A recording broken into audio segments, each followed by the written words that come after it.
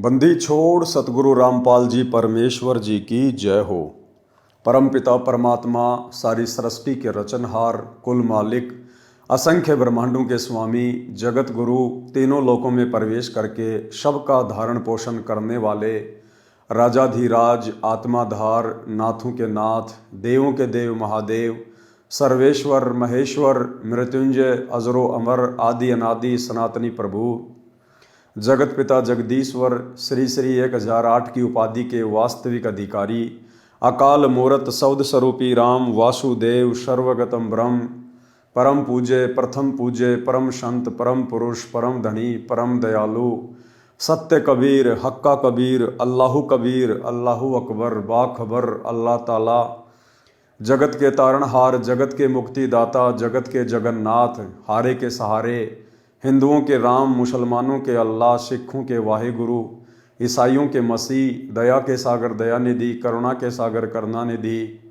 स्वयंभू परिभू, संकट मोचन, कष्ट हरण, मंगल करण, दुख भंजन, अविगत कबीर, निर्विकार निर्विषम परमात्मा, अलय अलेख सतगुरु, आदि अनादि सतगुरु, असली मर्यादा पुरुषोत्तम, असली राम, असली कृष्ण, असली घनश्याम, असली मुरारी, राजाओं के राजा, महाराजाओं के महाराजा, शहंशाहों के शहंशाह, सम्राटों के सम्राट, भगवानों के भगवान, अल्लाहों के अल्लाह, प्रभुओं के प्रभु, मसीहाओं के मसीह, सच्चे वाहिगुरु, बाबाओं के बाबा, पीरों के पीर, सेठों के सेठ, जगत सेठ, सावलसा सेठ, सर्वगुण संपन्न, अनंत कोटि कलाओं के स्वामी, अनंत कोटि ब्रह्मांडों के नायक, योगियों में महायोगी, ध्यानियों में महाध्यानी, सिद्धों में परम सिद्ध, ज्ञानियों में तत्व ज्ञानी, ब्रह्म ज्ञानी, महाज्ञानी, परम ज्ञानी, सर्वश्रेष्ठ ज्ञानी, विज्ञानी, युवा कबीर, समरथ कबीर, असमवात, अमित ओझा, सच्चे रहनुमा, करीम अल्लाह, सुभान अल्लाह, दुनिया के अंतिम पैगंबर,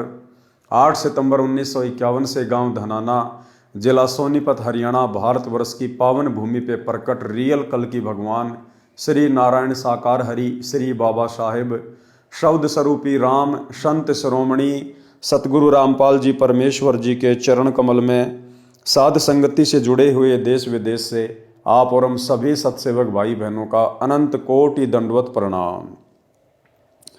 सत्साई भाई और बहनों, दया पूज्य गुरुदेव भगवान की, सतगुरु रामपाल जी परमेश्वर जी की, जिनके शुभ आशीर्वाद से, विशेष आशीर्वाद से आप और हम सभी सत्सेवक भाई बहन साध संगति से जुड़कर अपनी आत्मा के कल्याण हेतु गुरुदेव के तत्व ज्ञान को आधार बनाकर मोक्ष प्राप्ति के लिए निरंतर सतलोक की ओर बढ़ रहे हैं। भाई और बहनों, पूज्य गुरुदेव जी के कर कमल से लिखित पवित्र ग्रंथ मुक्ति बोध के ऊपर वीडियो बनाने की श्रृंखला जारी है। आज इस श्रृंखला में हमारा ये 23वें नंबर का वीडियो है। प्रत्येक वीडियो में गुरुदेव भगवान के आशीर्वाद से आप और हमें अध्यात्म से संबंधित, भक्ति मार्ग से संबंधित बहुत ही गहरी गहरी जानकारियाँ और बहुत ही हमारे विश्वास को दृढ़ करने वाली बातें सीखने को, समझने को और सुनने को मिल रही हैं। तो भाई और बहनों, आज के वीडियो की हम शुरुआत करते हैं। पवित्र ग्रंथ मुक्ति बोध, पेज नंबर है 245। यहाँ आज परमेश्वर ने दुर्भिक्ष यानी अकाल पड़ने का वर्णन किया है। यानी जिस समय आदरणीय गरीबदास जी महाराज जी आए थे, उस समय 1720 में एक भयंकर अकाल पड़ा था और उस अकाल के दौरान जनजीवन कितना अस्त व्यस्त हो गया था। लोगों ने एक रोटी के लिए अपने बच्चे तक बेच डाले थे। कोई जाति पाति और धर्म का चक्कर नहीं रहा। जहां रोटी खाने को मिल जाए लोग टूट पड़ते थे। ना कोई जाति देखता था, ना कोई धर्म देखता था। बड़े बड़े राजघराने के लोग, राजा लोग और उनके बच्चे जो नान पुलाव खाया करते थे, 56 प्रकार के भोग खाया करते थे, एक रोटी के टुकड़े के लिए दर दर भटकने लगे। भाई और बहनों, युग परिवर्तन का समय निकट है। 2028 परमेश्वर के द्वारा निर्धारित समय है। ये दुनिया ज्ञान से अपने परमपिता परमेश्वर को नहीं पहचान पा रही है, नहीं जान पा रही है। सन 1994 से परमेश्वर ने, सतगुरु रामपाल जी परमेश्वर जी ने अपना यथार्थ 13वां कबीर पंथ शुरू कर दिया था और पिछले 30 वर्षों से लगातार उन्होंने देश दुनिया को समझाने के लिए दिन रात एक कर डाले। लेकिन इस आधुनिकीकरण की चक्काचौंध में और काल प्रेरणा से ये दुनिया सतगुरु के ज्ञान को स्वीकार नहीं कर पा रही है। नतीजन युग परिवर्तन के दौर में एक बार फिर से परमेश्वर के द्वारा वही 1720 वाली हिस्ट्री दोहराई जाएगी। आज ये दुनिया और इस दुनिया के लोग हर प्रकार से संकटों में घिरने वाले हैं। महामारी, युद्ध, महायुद्ध, अनेकों प्रकार से बाढ़, भूकंप, अतिवृष्टि, अनावृष्टि, ओलावृष्टि, जगह जगह पे आग लग जाना, भूकंप आ जाना, कई प्रकार से ये प्रकृति इंसान के जीवन को अस्त व्यस्त करेगी। और उस समय भी इस इंसान को परमेश्वर की ही शरण लेनी पड़ेगी। यदि अपने और अपने परिवार का बचाव चाहेंगे तो दूसरा धरती पर कोई रास्ता नहीं होगा। तो 1720 में किस प्रकार से दुर्भिक्ष पड़ा, अकाल पड़ा, उसका वर्णन परमेश्वर हमें पहले ही सचेत करने के लिए बता रहे हैं। दुर्भिक्ष अकाल का प्रकरण, पारक के अंक की वाणी नंबर 207 से 227। गरीब बीसे में बिसरे नहीं, लागी जोर कसीस, खंड बिहंडा हो गए देखो कोम 36। गरीब बीसे में बिसरे नहीं, बीसे का मतलब गुरुदेव ने बताया 2020। अब भाइयों और बहनों, ये परमेश्वर को पहचानने के संकेत हैं।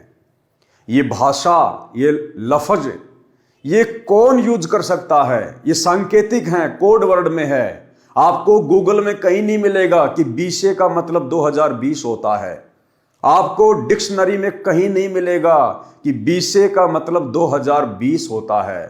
तो बीसे का मतलब 2020 किसने बताया? सतगुरु रामपाल जी परमेश्वर जी ने बताया। गरीबदास जी ने तो केवल लिख दिया, उसका अनुवाद नहीं किया। अब अनुवाद कौन कर सकता है? समर्थ कर सकता है। तो क्या कह रहे हैं गुरुदेव? गरीब बीसे में बिसरे नहीं, लागी जोर कसीस, खंड बिहंडा हो गए देखो कोम 36। कोम 36 जाति बिरादरियां सब खंड बिहंड हो गए। गरीब शहजादे मांगत फिरे, दिल्ली के उमराव, एक रोटी पाई नहीं जो खाते नान पुलाव। उस अकाल के दौरान वो शहजादे, राजा महाराजाओं के लड़के जो 56 प्रकार के भोजन किया करते थे, नान पुलाव खाया करते थे, कहते हैं एक रोटी के टुकड़े के लिए दर दर भटक रहे थे। ऐसी स्थिति मात्र परमेश्वर ने 1 वर्ष में पैदा कर दी इंसान के दिमाग को ठिकाने लाने के लिए। गरीब शहजादे मांगत फिरे, दिल्ली के उमराव, एक रोटी पाई नहीं खाते नान पुलाव। गरीब गंगा जमुना पार को चली दुनी सब डोल, रोटी साटे बिक गए लड़के बालक मोल। गंगा जमुना को भी लोग पार करके एक रोटी के चक्कर में चले गए। चली दुनी सब डोल, दुनी यानी दुनिया डोलमोल हो गई, और रोटी साटे बिक गए लड़के बालक मोल। एक रोटी के लिए लोगों ने अपने बच्चे तक बेच दिए। गरीब इसते आगे क्या कहूं, बीती बहुत बिताड़, बासमती भोजन कह रहे जिन पाया नहीं पवाड़। परमात्मा कहते हैं इससे ज्यादा उस समय की स्थिति को और मैं क्या बयान करूं। इसते आगे क्या कहूं, बीती बहुत बिताड़, और बासमती भोजन करें जिन पाया नहीं पवाड़। जो लोग बासमती चावल को बना के खाया करते थे, यानी अच्छा अच्छा भोजन खाया करते थे, उनको एक घास होती है पवाड़, गधा भी उसको मजबूरी में खाता है। गधा भी, इंसानों ने वो पवाड़ घास भी नहीं छोड़ी, उसको भी खा गए अपनी जान बचाने के लिए।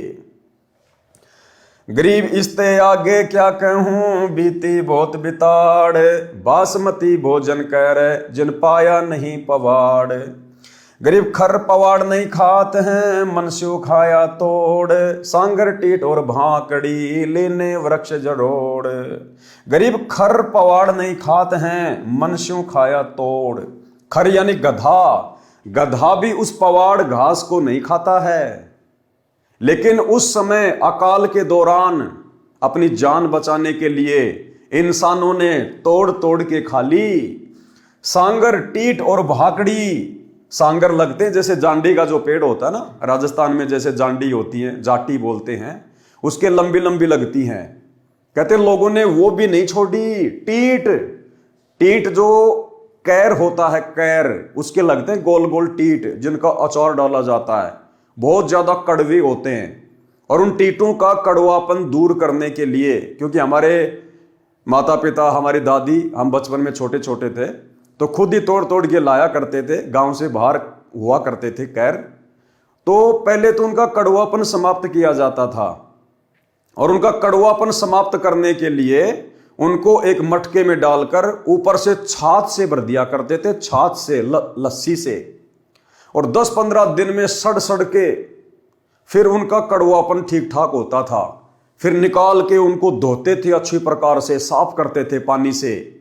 उसके बाद फिर उनको तेल वगैरह में डाल के गर्म करके फिर उनका अचार बनाया जाता था, जो रोटी के साथ में कभी कभार थोड़ा बहुत खाया जाता था।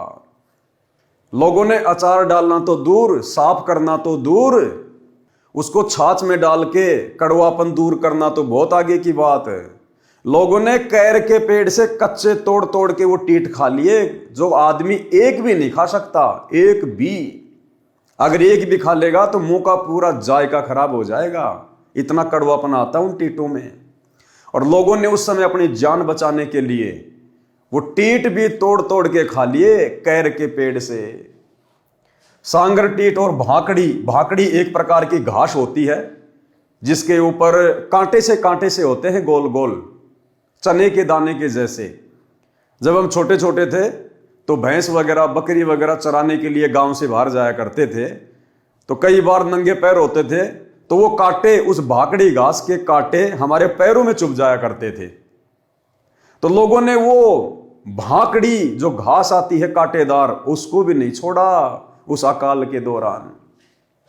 सांगर, टीट और भाकड़ी लीने वृक्ष जरोड़। पेड़ों के जो पत्ते हैं उनको भी जरोड़ जरोड़ के, तोड़ तोड़ के लोगों ने वो भी खा लिए, वो भी नहीं छोड़े। ऐसा दुर्भिक्ष पड़ा था। गरीब खर पवाड़ नहीं खाते हैं, मुनशो खाया तोड़। सांगर, टीट और भाकड़ी लीने वृक्ष जरोड़। गरीब कड़ा कुहिंद्रा खा गए, झड़ा जोजरू झाड़। इसते आगे क्या कहूं, रही न बोधी बाड़। परमात्मा कहते हैं कड़ा कुहिंद्रा खा गए, जिनको ये बकरियां खाया करती हैं, बकरियां, छोटे छोटे जो जोजड़े होते हैं, लोगों ने उनको भी नहीं छोड़ा। झड़ा जोजरू झाड़, और इसते आगे क्या कहूं, रही न बोधी बाड़। खेतों के चारों तरफ रखवाली के लिए कांटेदार झाड़ियां लगाया करते थे, लोगों ने उसको भी नहीं छोड़ा। कूट कूट के वो भी खा ली। गरीब फजल किया यूं दुख सुण्या, बरसे दीन दयाल। आए इंदर गरज कर, शुबर सर्वस्ताल।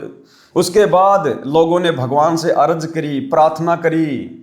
इंसान को अपनी जब औकात का पता चल जाता है ना, जैसे वर्तमान में परमपिता परमेश्वर सतगुरु रामपाल जी भगवान ने इंसान को थोड़ा सा दिमाग दिया, भक्ति के लिए परमात्मा ने इस विज्ञान को शुरू करवाया। और दुनिया सोच रही है कि हमने अपना दिमाग लगा के इंटरनेट बना लिया, टीवी बना लिया, मोबाइल बना लिए, जहाज बना लिए। दिया है दिमाग परमात्मा ने। अन्यथा द्वापर युग में श्री कृष्ण जी थे, त्रेता में श्री रामचंद्र जी आए थे। क्या उनके समय गर्मी नहीं पड़ती थी या सर्दी नहीं पड़ती थी? क्या उनको आने जाने के लिए गाड़ी की आवश्यकता नहीं थी? रोड भी ढंग के नहीं थे, खड्डे खच्चर जोड़ जोड़ के चला करते थे। क्या उनको अपने रिश्तेदारों से बात करने के लिए मोबाइल की आवश्यकता नहीं थी? क्या उनको गर्मी में एसी या कूलर, पंखे की आवश्यकता नहीं थी? वो एक पंखा भी नहीं बना पाए, 3 लोक के भगवान। तो आज का इंसान उनसे ज्यादा समझदार है क्या, जो इंटरनेट बना लेगा? तो ये सब कुछ परमेश्वर ने वर्तमान में इंसान को दिमाग दिया है, केवल भक्ति में सहयोग के लिए। आज ये चीजें भक्ति में सहयोग हो रही हैं। दास एक जगह से वीडियो बना रहा है, आप सभी भगत भाई बहन लाइव देख रहे हैं घर में बैठे बैठे अपने अपने मोबाइल में इंटरनेट के माध्यम से। एक जगह से दूसरी जगह पर जाने के लिए परमेश्वर ने हमें साधन दिए ताकि हमारे समय की बचत हो। पहले लोग पैदल जाया करते थे या बैलगाड़ी में जाया करते थे। 2 दिन का रास्ता महीनों महीनों में पूरा हुआ करता था। आज महीने का रास्ता 2 घंटे में पूरा कर दिया जाता है, बाकी समय परमात्मा की भक्ति। तो परमेश्वर ने भक्ति में सहयोग के लिए इस विज्ञान का सहारा आप और हमें दिया। लेकिन वर्तमान में इंसान आध्यात्म ज्ञान को ना समझकर और विज्ञान को ही सब कुछ मानकर धीरे धीरे अपने पतन की ओर आगे बढ़ रहा है। और यह पतन 2028 युग परिवर्तन के दौर में इस दुनिया को दिखाई देगा। तो भाई और बहनों, परमेश्वर ने विज्ञान तो दी थी भक्ति में सहयोग के लिए, लेकिन इंसान ने परमेश्वर को ना पहचान कर अपनी नादानी में इसका दुरुपयोग करना शुरू कर दिया, जिसका नतीजा वर्तमान में सबको देखने को मिलेगा। तो उसके बाद लोगों ने परमात्मा से अर्ज करी, जिसको भी अपना परमात्मा मानते थे, जिसको भी अपना इष्ट मानते थे, लेकिन सुनने वाला तो एकमात्र यही परमात्मा है। उसके बाद परमात्मा ने दया बख्शी। गुरुदेव भगवान ने इंद्र को आदेश दिया, बरसात हुई, धीरे धीरे माहौल ठीक हुआ। गरीब फजल किया, यूं दुख सुना, फजल किया, लोगों ने अरदास करी और उस परमात्मा ने उनका दुख सुना। और बरसे दीन दयाल, आए इंद्र गरज कर, सुबर सरवर ताल। गरीब सातु धात और सातु अन्न, बरसा के माही, मेहर मौज मोला करी, बादल पछाए जाही। गरीब बरसे इंद्र घनघोर कर, उतरया हुक्म हिजूर, खलक मुलक सब आवादान, नाही होत कसूर। गरीब ये 20 की बात है, लग्या 21 ऐन। अब क्या कह रहे हैं परमात्मा कि ऊपर आपको जो बातें बताई है ना अकाल के विषय में, ये तो 20 की बात है, यानी 1720 की बात है। फिर लग्या 21 ऐन, फिर 1721 शुरू हुआ। गरीब ये 20 की बात है, लग्या 21 ऐन, 60 महीना शुभ घड़ी, 7 8 चैन। गरीब 60 बदी बैठे गद्दी, इंद्र मूला दीन, लोकपाल लहरी कला, प्रसन्न देवा तीन। गरीब हुकुम अरस्त उतरया, बरसे हरिजन संत, रांडी कह हांडी चढ़ी, बुढ़िया जामे दंत।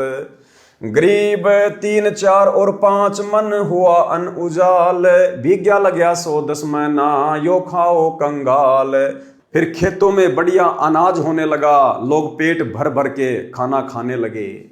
गरीब लांडी बूची लाड करी, संतों के प्रताप, सांगर टीट न पावते, इब खावे मूंग और भात। गरीब लांडी बूची लटकती, रोखियों ऊपर रूह, केस वहां ही खुश रहे, इब ओडत है सू। गरीब आने का 10 शेर अन्न, मेहनत यहाँ दे, पिछले दिन नहीं याद हैं, तौबा करके ले। गरीब 1 आने का शेर अन्न, लेते सब मजूर, देखी 10 गुना बद गया, समझी गधेरे सूर। गरीब जुल्हों ऊपर जुल्म था, मर गए डूम डहाल, कातन को पाया नहीं, पर्याज भी साकाल। गरीब सासू साड़ी माए क्या, बापू पीत बिछो, शकल कबीला तज गए, ऐसा व्याप्या द्रोह। परमात्मा कहते हैं उस अकाल के दौरान क्या सासू, क्या साड़ी, क्या माँ, क्या बाप, क्या बेटा, क्या वो परिवार, क्या वो कबीला, सब तितर बितर हो गए। पता नहीं अपनी पेट की भूख शांत करने के लिए कौन कहां कहां भटक रहा था। गरीब ऐसी बीती जगत में, जाने नहीं जिहान, कत्थक चूना लाए कर, अब चाबण लागे पान। कहते हैं संसार में ये काल और ये दुर्गा ऐसे ऐसे तांडव मचाते हैं। गरीब ऐसी बीती जगत में, जाने नहीं जिहान।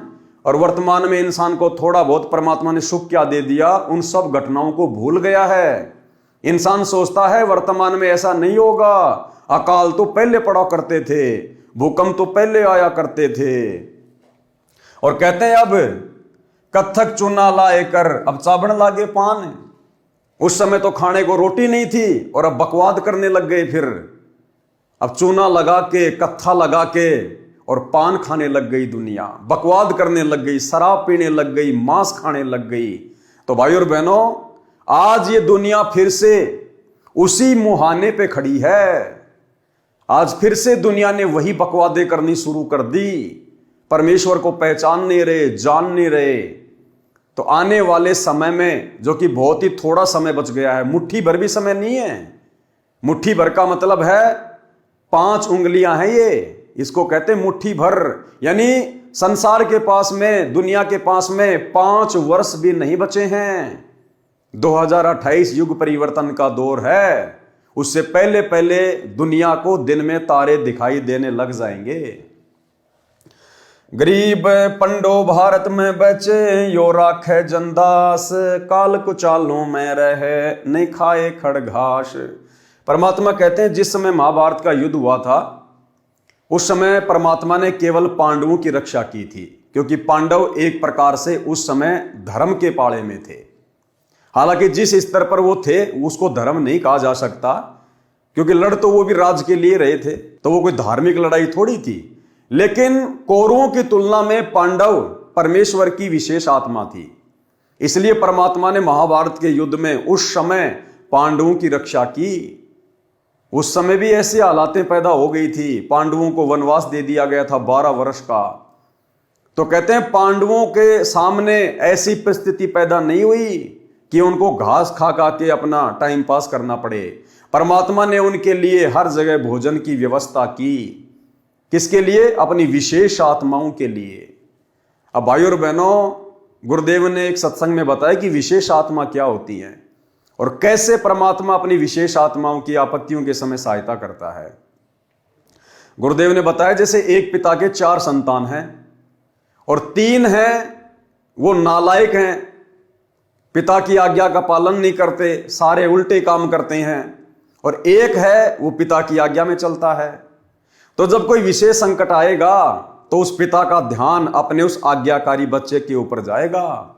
वो 3 जो नालायक हैं उनके ऊपर पिता विशेष ध्यान नहीं देगा, उनको अपना कर्म ही भोगना पड़ेगा। महाभारत कितना भयंकर युद्ध हुआ, उसमें पांडवों की रक्षा बनी और सब दुनिया मर गई। ऐसे ही परमात्मा ऐसी आपत्तियों में कबीर परमेश्वर के बच्चों को, कबीर परमेश्वर की जो विशेष आत्माओं को, विशेष कौन सी होती हैं, जैसे वैसे तो हम कबीर जी के सभी बच्चे हैं, सभी उसी का आत्मा है। कीड़ी, हाथी, कुंदर, राजा, रंग, महादेव, ब्रह्मा, विष्णु, महेश और हम। विशेष आत्मा वो हैं जो उनकी आज्ञा का पालन करके उनके अनुसार चल रहे हैं। जैसे एक पिता की 5-6 बेटे हैं और 2 पुत्र उसकी आज्ञा का पालन ना करके बकवाद करते हैं, कि तो चोरी करते हैं, कि तो लठ बजाते हैं, कोई झगड़ा करते हैं, तो वो विशेष आत्मा उसके बच्चे नहीं हैं।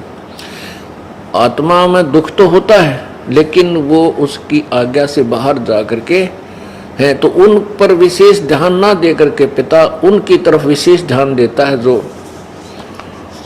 उसकी मर्यादा में चल रही। और जो दूसरे हैं मर्यादाहीन रहते हैं, उनसे तो पैसे भी छुपा कर रखा करे, कभी रास्ते ये निकाल ना ले जाए। तो ऐसे ही जो परमेश्वर की प्यारी आत्माएं कभी किसी उसके चरणों में रही हैं, उस अक्षेत्र में परमात्मा ने अकाल नहीं गिरने दिया। तो यहाँ उसी के विषय बताते हैं, पंडो भारत में बस। तो आने वाले समय में जब ये आपत्तियां देश और दुनिया में आएंगी, उस समय भाई और बहनों परमात्मा केवल अपनी विशेष आत्माओं के ही साथ रहेंगे, बाकी दुनिया के साथ नहीं रहेंगे। दुनिया के जो जैसा कर्म है वैसा ही उनको फल भोगना पड़ेगा। और वर्तमान में जो सतगुरुदेव भगवान से उपदेश लेकर भक्ति कर रहे हैं, मर्यादा में रह रहे हैं, नेक नीति से अपना कर्म कर रहे हैं, परमेश्वर अपनी इन ही विशेष आत्माओं की उस समय रक्षा करेगा। परमात्मा उनको भूखा नहीं मरने देगा, कहीं से भी उनके लिए परमात्मा अन्न का बंदोबस्त करेगा। और ये तो समर्थ है, धनी है, जगत सेठ है, इस परमेश्वर को तो कुछ भी करने की जरूरत नहीं है, इनके तो संकेतों से सब कुछ होता है। अगर हमारे घर में उस समय 2 दाने होंगे, सुबह मटका भरा हुआ मिलेगा, मटका भरा हुआ। सुनिए गुरुदेव के मुख कमल से। फिर भगवान व्यवस्था करेगा आपके घर में 2 दाने होंगे, तड़के भरा पाओगा मटका, पिप्पा भरा पाओगा आटे का, इस तरह कर देगा दाता आपके लिए। लेकिन भक्ति करवाने के लिए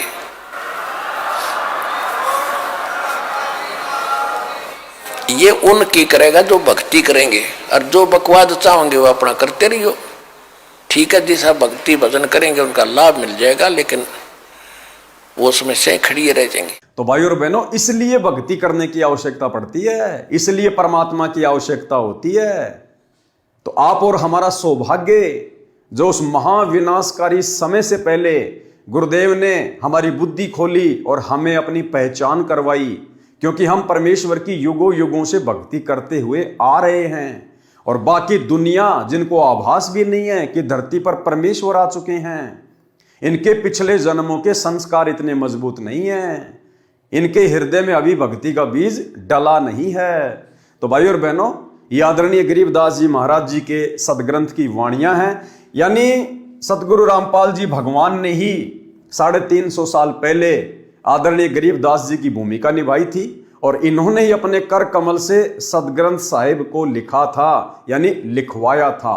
परमेश्वर तो केवल एक अनपढ़ की भूमिका कर रहे थे, वो चाहते तो लिख भी सकते थे, उनके लिए तो कोई बड़ी बात नहीं है। लेकिन परमेश्वर ने एक अन्य आत्मा गोपाल दास जी को निमित्त बनाया और सदग्रंथ साहिब को लिखवाया। तो भाई और बहनों, इस पवित्र ग्रंथ की वाणियों को पढ़ने मात्र से हम पुण्य के भागी बनते हैं। आगे गुरुदेव ने इन वाणियों का संक्षेप में सरलार्थ किया हुआ है। एक बार पुनः हम इन वाणियों को पढ़ेंगे, क्योंकि ये परमेश्वर के मुख कमल से उच्चारित वाणियां हैं, ये परमेश्वर के हृदय की पुकार हैं, ये परमेश्वर की आत्मा की पुकार है, ये हमें पोसती है, ये हमें पालती है। इससे हम भगत भाई बहन दृढ़ होते हैं, भक्ति मार्ग पर हमारा विश्वास बढ़ता है। गरीब बीसे में बिसरे नहीं, लागी जोर कसीस, खंड बिहंडा हो गए देखो कोम 36। गरीब शहजादे मांगत फिरे दिल्ली के उमराव, एक रोटी पाई नहीं खाते नान पुलाव। गरीब गंगा जमुना पार को चली दुनी सब डोल, रोटी साटे बिक गए लड़के बालक मोल। गरीब इसते आगे क्या कहूँ बीती बहुत बिताड़, बासमती भोजन कर जिन पाया नहीं पवाड़।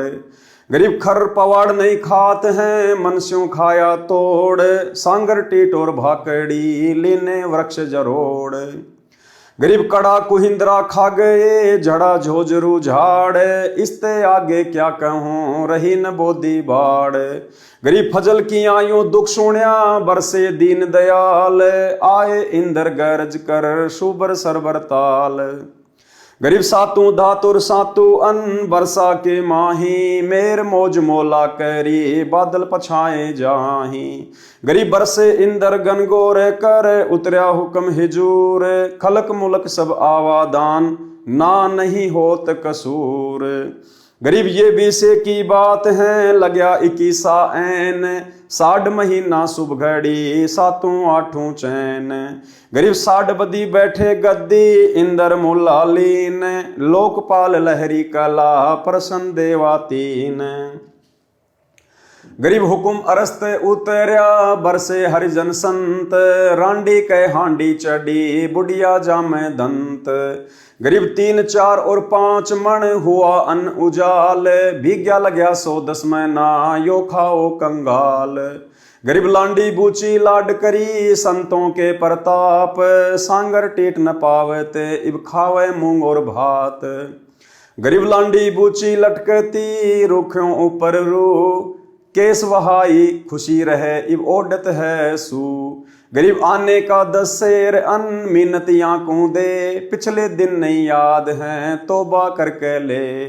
गरीब 1 आने का शेर अन्न लेते सब मजूर, देखी 10 गुना बद गया समझी गदरे सूर। गरीब जुल्हों पर जुल्म था मर गए डूम डहाल, कातण को पाया नहीं पर्या जबी साकाल।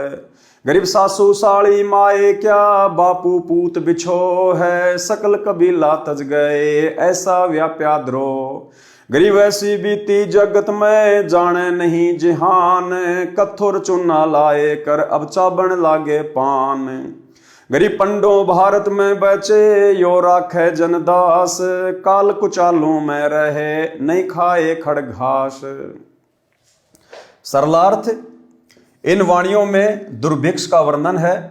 विक्रमी संवत 1720 में अकाल पड़ा था, बारिश नहीं हुई, उस समय नहरें नहीं थी, सिंचाई का एकमात्र साधन वर्षा थी जो हुई नहीं, जिस कारण से अकाल गिरा, जनता भूखी प्यासी मरने लगी।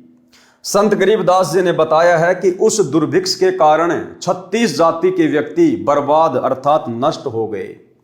जो जाति विशेष में जन्मे थे, यानी जैसे ब्राह्मण, ठाकुर लोग, राजपूत लोग अपने को सर्वोच्च जाति का मानकर घमंड करते थे, वे जाति बताना भूल गए।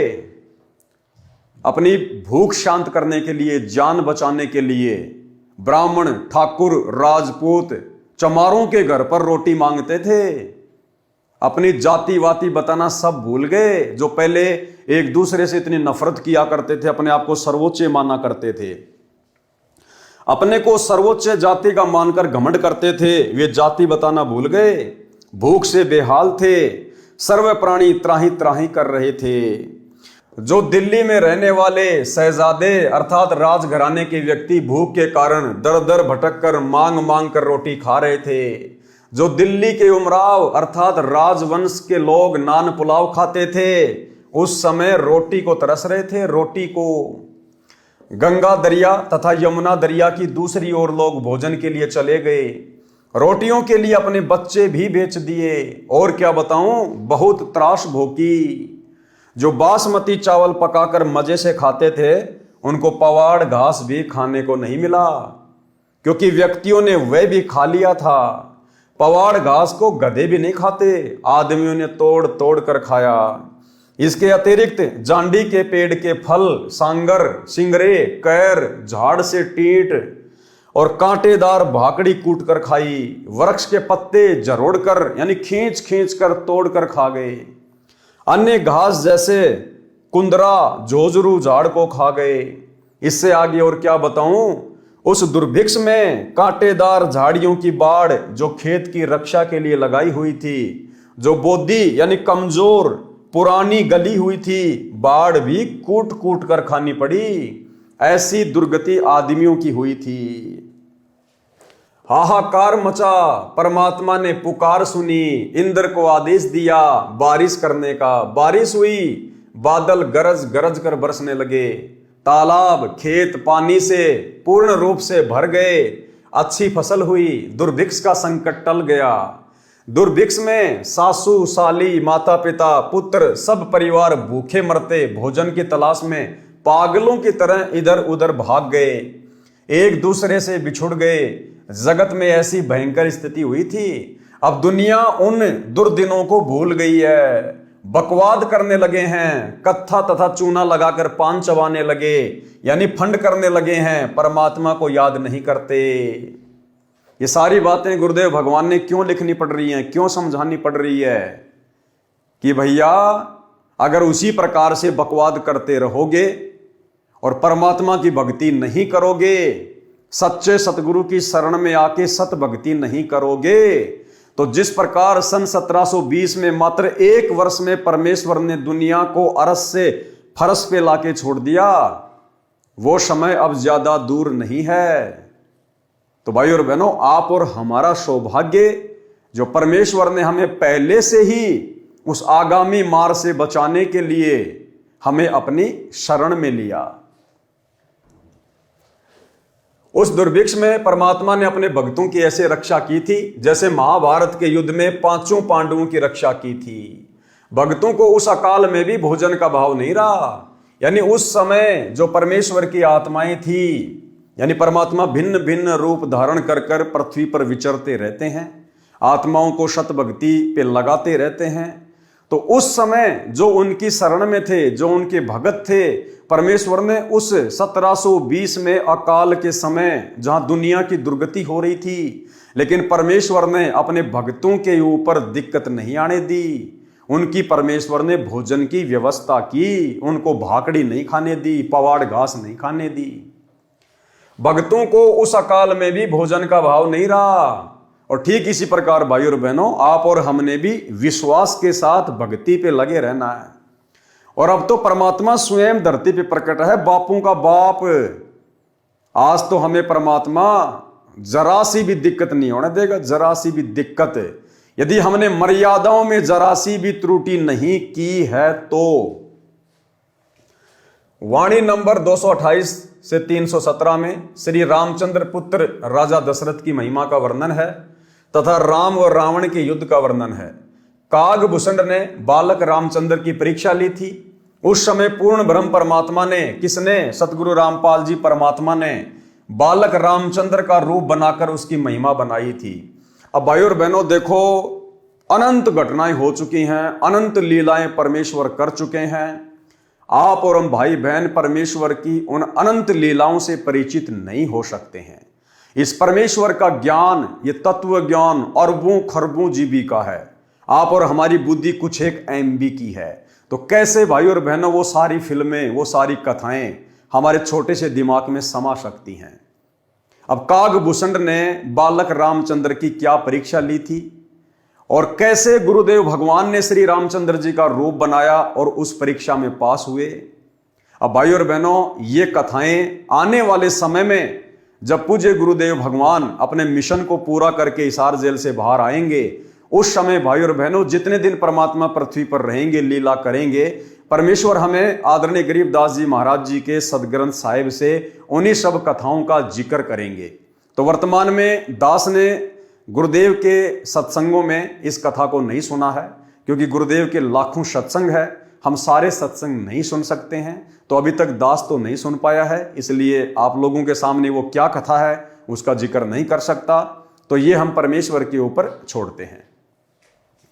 कागभूषण ने बालक रामचंद्र की परीक्षा ली थी। उस समय पूर्ण ब्रह्म परमात्मा ने बालक रामचंद्र का रूप बनाकर उनकी महिमा बनाई थी। फिर जीवन भर उसकी पूर्व जन्मों की भक्ति के कारण रक्षा की।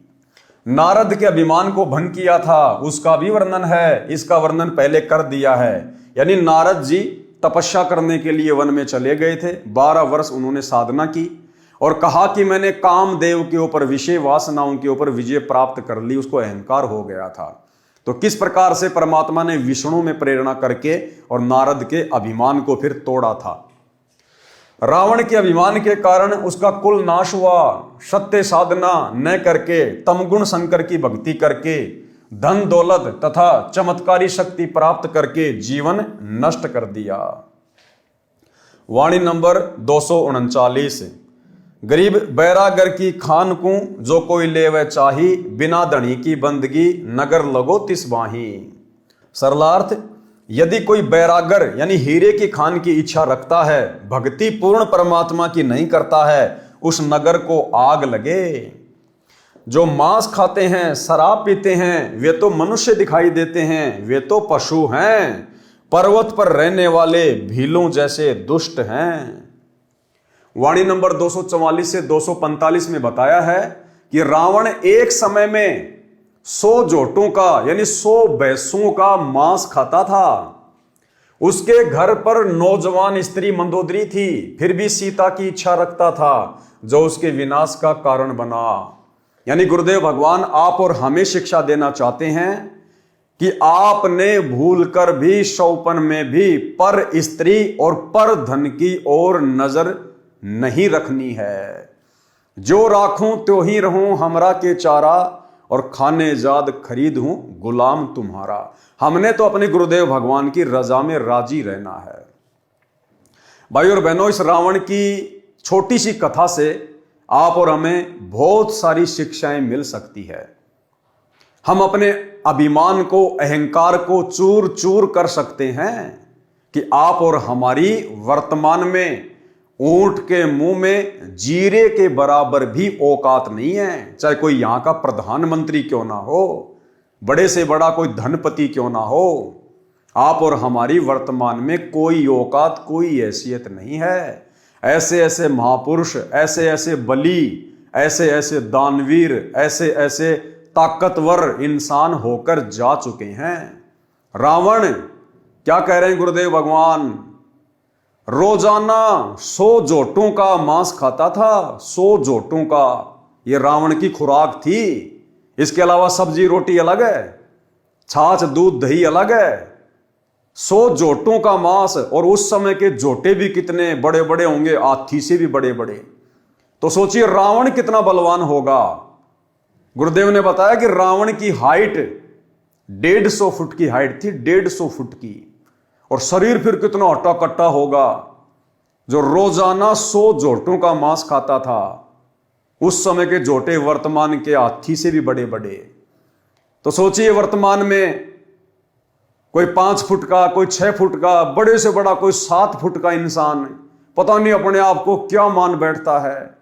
थोड़ा बहुत किसी का शरीर ठीक ठाक होता है, जिम जाम करने लग जाता है, पहलवानी करने लग जाता है, पता नहीं अपने आप को भीम समझने लग जाता है। परमात्मा कहते हैं ये उदाहरण है अभिमान को तोड़ने के लिए, अहंकार को तोड़ने के लिए। आज 1 किलो खाना नहीं खा सकता इंसान एक टाइम में, और रावण एक समय 100 जोटों का मांस खाया करता था, 100 जोटों का। और आगे देखना भाई और बहनों, वाणी नंबर 244-245 में बताया है कि रावण एक समय में 100 जोटों का नर भैंसों का मांस खाता था। उसके घर पर नौजवान स्त्री मंदोदरी थी, फिर भी सीता की इच्छा रखता था, जो उसके विनाश का कारण बना। यदि हम भगत भाई बहन भी यदि पर स्त्री की तरफ कुदृष्टि रखेंगे, कुनजर रखेंगे, तो आप और हमारी भी यही दुर्गति होगी जो रावण की हुई। अरे रावण भी तो परमात्मा की आत्मा थी।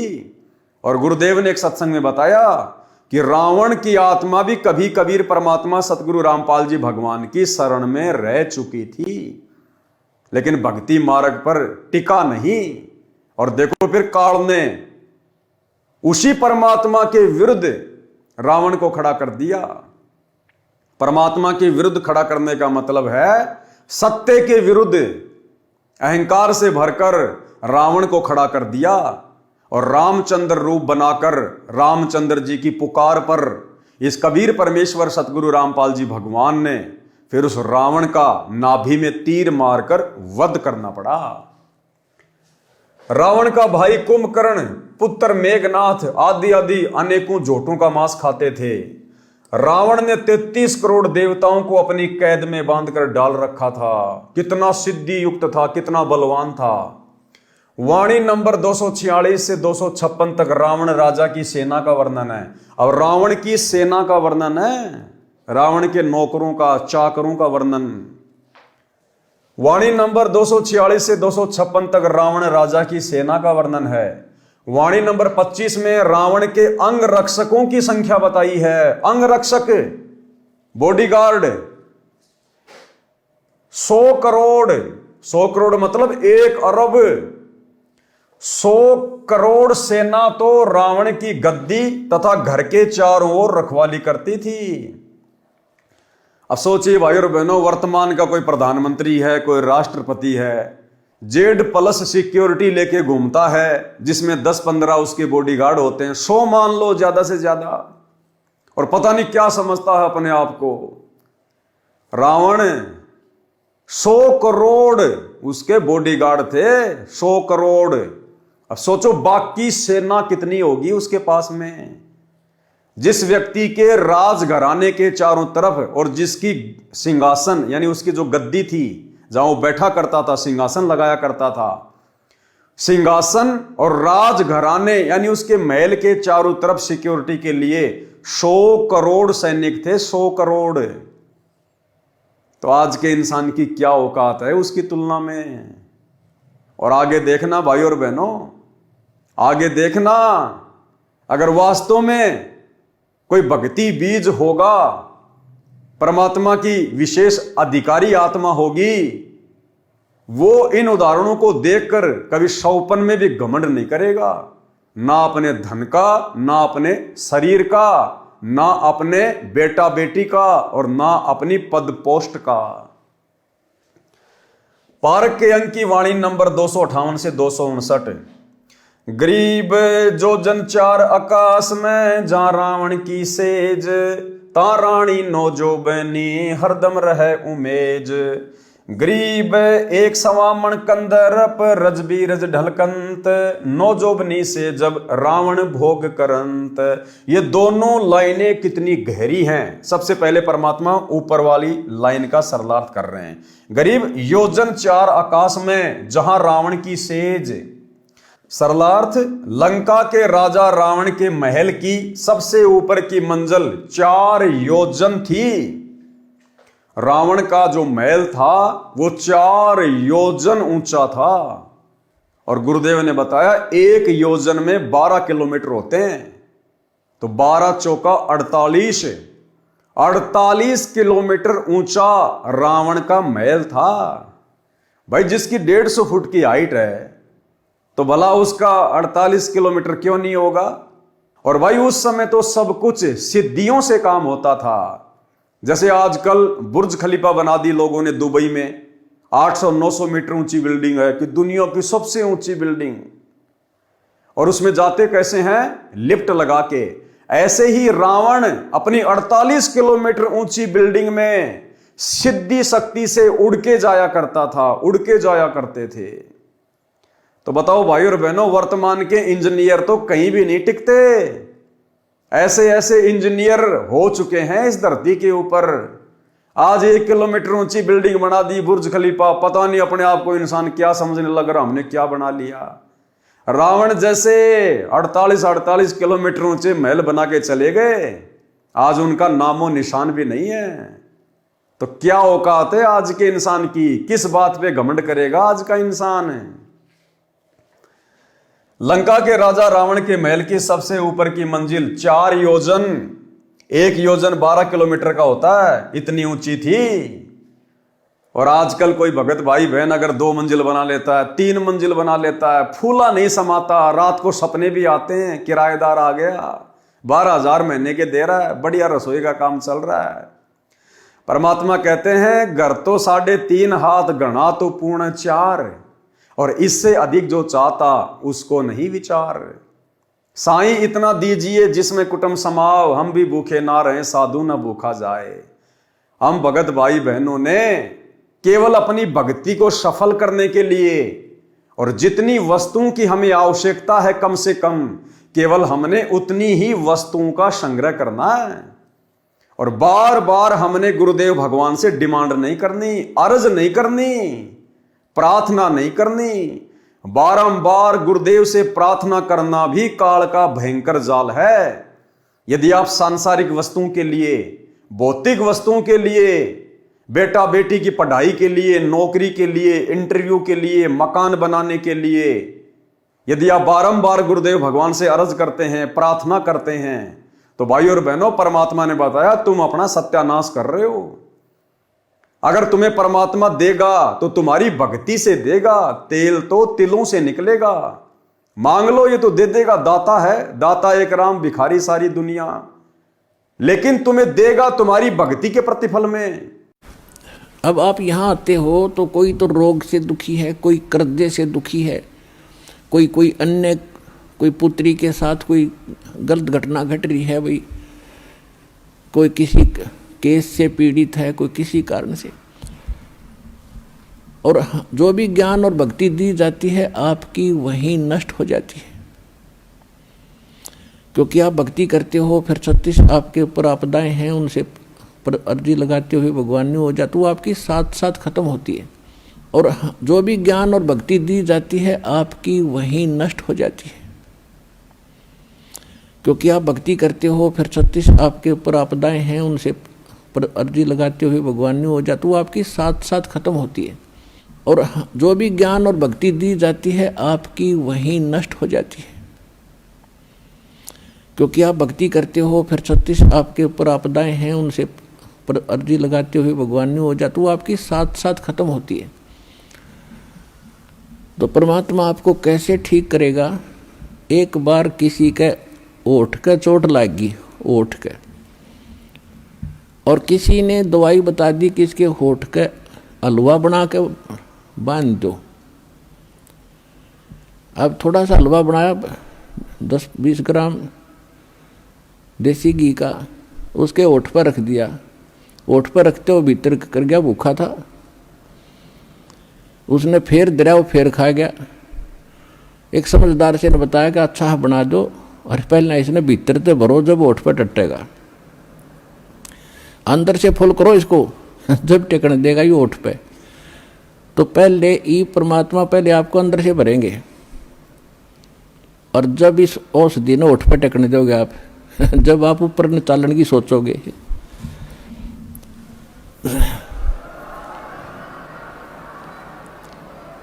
अर्थात आपकी यहाँ की जो रिक्वायरमेंट है, दाता आपके दुख हैं पहले इन्हें ठीक करेगा, और ठीक होके फिर आप गफलत कर जाते हो। इतना भी मालिक को मालूम है, आप चाहे मानो या ना मानो। अब कई भक्त कहते हैं जी कति और तो सारा ठीक हो गया, थोड़ा सा कोई बताते हैं ऐसा दुख रह गया, वहाँ यो तो रखना पड़ेगा भगवान ने, यो तो जान कर रखा ना, तुम फिर अंडी पाक जाओगे। तो परमात्मा कहते हैं कि सुख के माथे पत्थर पड़ो, जिसते नाम मर देते जावे, और बलिहारी उस दुख के जो पल पल नाम उठावे। तो परमात्मा कहते इसे सुख का आग लगे जिस तो भगवान की भूल पड़े। और बुद्धिमान व्यक्ति, समझदार व्यक्ति, भक्त ने ये मांगना चाहिए, परमात्मा ऐसा दुख दिए रखना आपकी याद बनी रहे, ऐसा सुख ना देना जिससे आपसे दूर हो जाए, भाड़ में जाए ऐसा दुख सुख। तो पुण्यात्माओं, ये परमात्मा थोड़ा बहुत जो रखे है ये अनिवार्य ही होगा हमारे लिए, ये सोचकर आप अब ब्लाइंड फेथ करो इस मार्ग पे। तो भाई हमने ये भक्ति यहीं पे खर्च नहीं करनी, ये भक्ति तो हमने सतलोक जाने के लिए संग्रह करनी है। और इस दाता से मांगना क्या? अरे जो सब कुछ जानता है, जो अंतर्यामी है, जो तीनों लोकों में प्रवेश करके सबका पालन पोषण कर रहा है, ऐसे समर्थ सांवरिया सेठ से मांगा थोड़ी जाता है। अरे मांगा तो उससे जाता है जिसको पता नहीं होता। हमारे गुरुदेव को तो बताने की जरूरत नहीं है, ये तो घट घट के वासी हैं, कण कण के वासी हैं। अगर हम इनकी सतभक्ति कर रहे हैं, इनकी शरण में हैं, मर्यादा में हैं, समय से पहले परमात्मा आवश्यक वस्तु आप और हमारे सामने खड़ी कर देगा। फिर भला ऐसे समर्थ सतगुरुदेव भगवान से मांगने की क्या जरूरत? और मांगने के लिए परमात्मा ने क्या बताया कि भैया मांगना है तो भक्ति मांगो, भक्ति मर्यादा मांगो। मांगना भी गुरुदेव ने सिखाया आदरणीय धर्मदास जी के एक शब्द के माध्यम से। भक्ति दान गुरु दीजियो देवन के देवा हो, भक्ति दान गुरु दीजियो देवन के देवा हो। जन्म पाया भूलूं नहीं करहूं पद सेवा हो, जन्म पाया भूलूं नहीं करहूं पद सेवा हो। तीर्थ व्रत मैं नहीं करूं ना मंदिर पूजा हो, तीर्थ व्रत मैं नहीं करूं ना देवल पूजा हो। मनसा वाचा कर मना मोहे और न दूजा हो, मनसा वाचा कर मना मोहे और न दूजा हो। भक्ति दान गुरु दीजियो देवन के देवा हो, भक्ति दान गुरु दीजियो देवन के देवा हो। जन्म पाया भूलों नहीं करहूं पद सेवा हो। सुख संपत्ति परिवार धन और सुंदर नारी हो, सुख संपत्ति परिवार धन और सुंदर नारी हो। सुपने में इच्छा नहीं करूं गुरुआन तुम्हारी हो, सपने में इच्छा नहीं करूं गुरुआन तुम्हारी हो। भक्ति दान गुरु दीजियो देवन के देवा हो, भक्ति दान गुरु दीजियो देवन के देवा हो। जन्म पाया भूलो नहीं, करहूँ पद सेवा हो। अष्ट सिद्धि और नौ निधि वैकुंठ का बासा हो। अष्ट सिद्धि और नौ निधि वैकुंठ का वासा हो। सो मैं तुमसे न मांगता, सब थोथरी आशा हो। सो मैं तुमसे न मांगता, सब थोथरी आशा हो। भक्ति दान गुरु दीजियो, देवन के देवा हो। भक्ति दान गुरु दीजियो, देवन के देवा हो। जन्म पाया भूलो नहीं, करहूँ पद सेवा हो। तो यदि हमने कुछ मांगना भी है अपने परमेश्वर से, अपने महबूब से, अपने गुरुदेव भगवान से, तो गुरुदेव ने बताया कि बच्चों तुम क्या मांगोगे? तुम रावण से ज्यादा यहां पर वैभवशाली नहीं हो सकते, भौतिक सुख सुविधाओं से लैस नहीं हो सकते। जिसकी 48 किलोमीटर ऊंची मंजिल थी, सिद्धि शक्ति से उड़ के जाया करता था, और 48 किलोमीटर ऊंचा महल पूरा का पूरा सोने का, गारियां भी सोने की, ईंटें भी सोने की। क्या हम उस रावण से ज्यादा वैभवशाली यहां हो सकते हैं? 1 लाख पूत 1.25 लाख नाती, उस रावण के आज घर में कोई दीवा ना बाती। 1 लाख जिसका उसका कोई वंश भी नहीं आज धरती पर। तो बताओ फिर हम क्या मांगे परमात्मा से? क्या मांगे? वो रावण अपने साथ में सुई की नोक नहीं लेकर जा सका, हम क्या ले जाएंगे? तो परमात्मा कहते हैं भक्ति मांगो, भक्ति से बड़ा कोई धन नहीं है। कबीरा सब जग निर्धना, धनवंता ना कोई, और धनवंता सोई जानिए, जिसके पास राम नाम धन होए।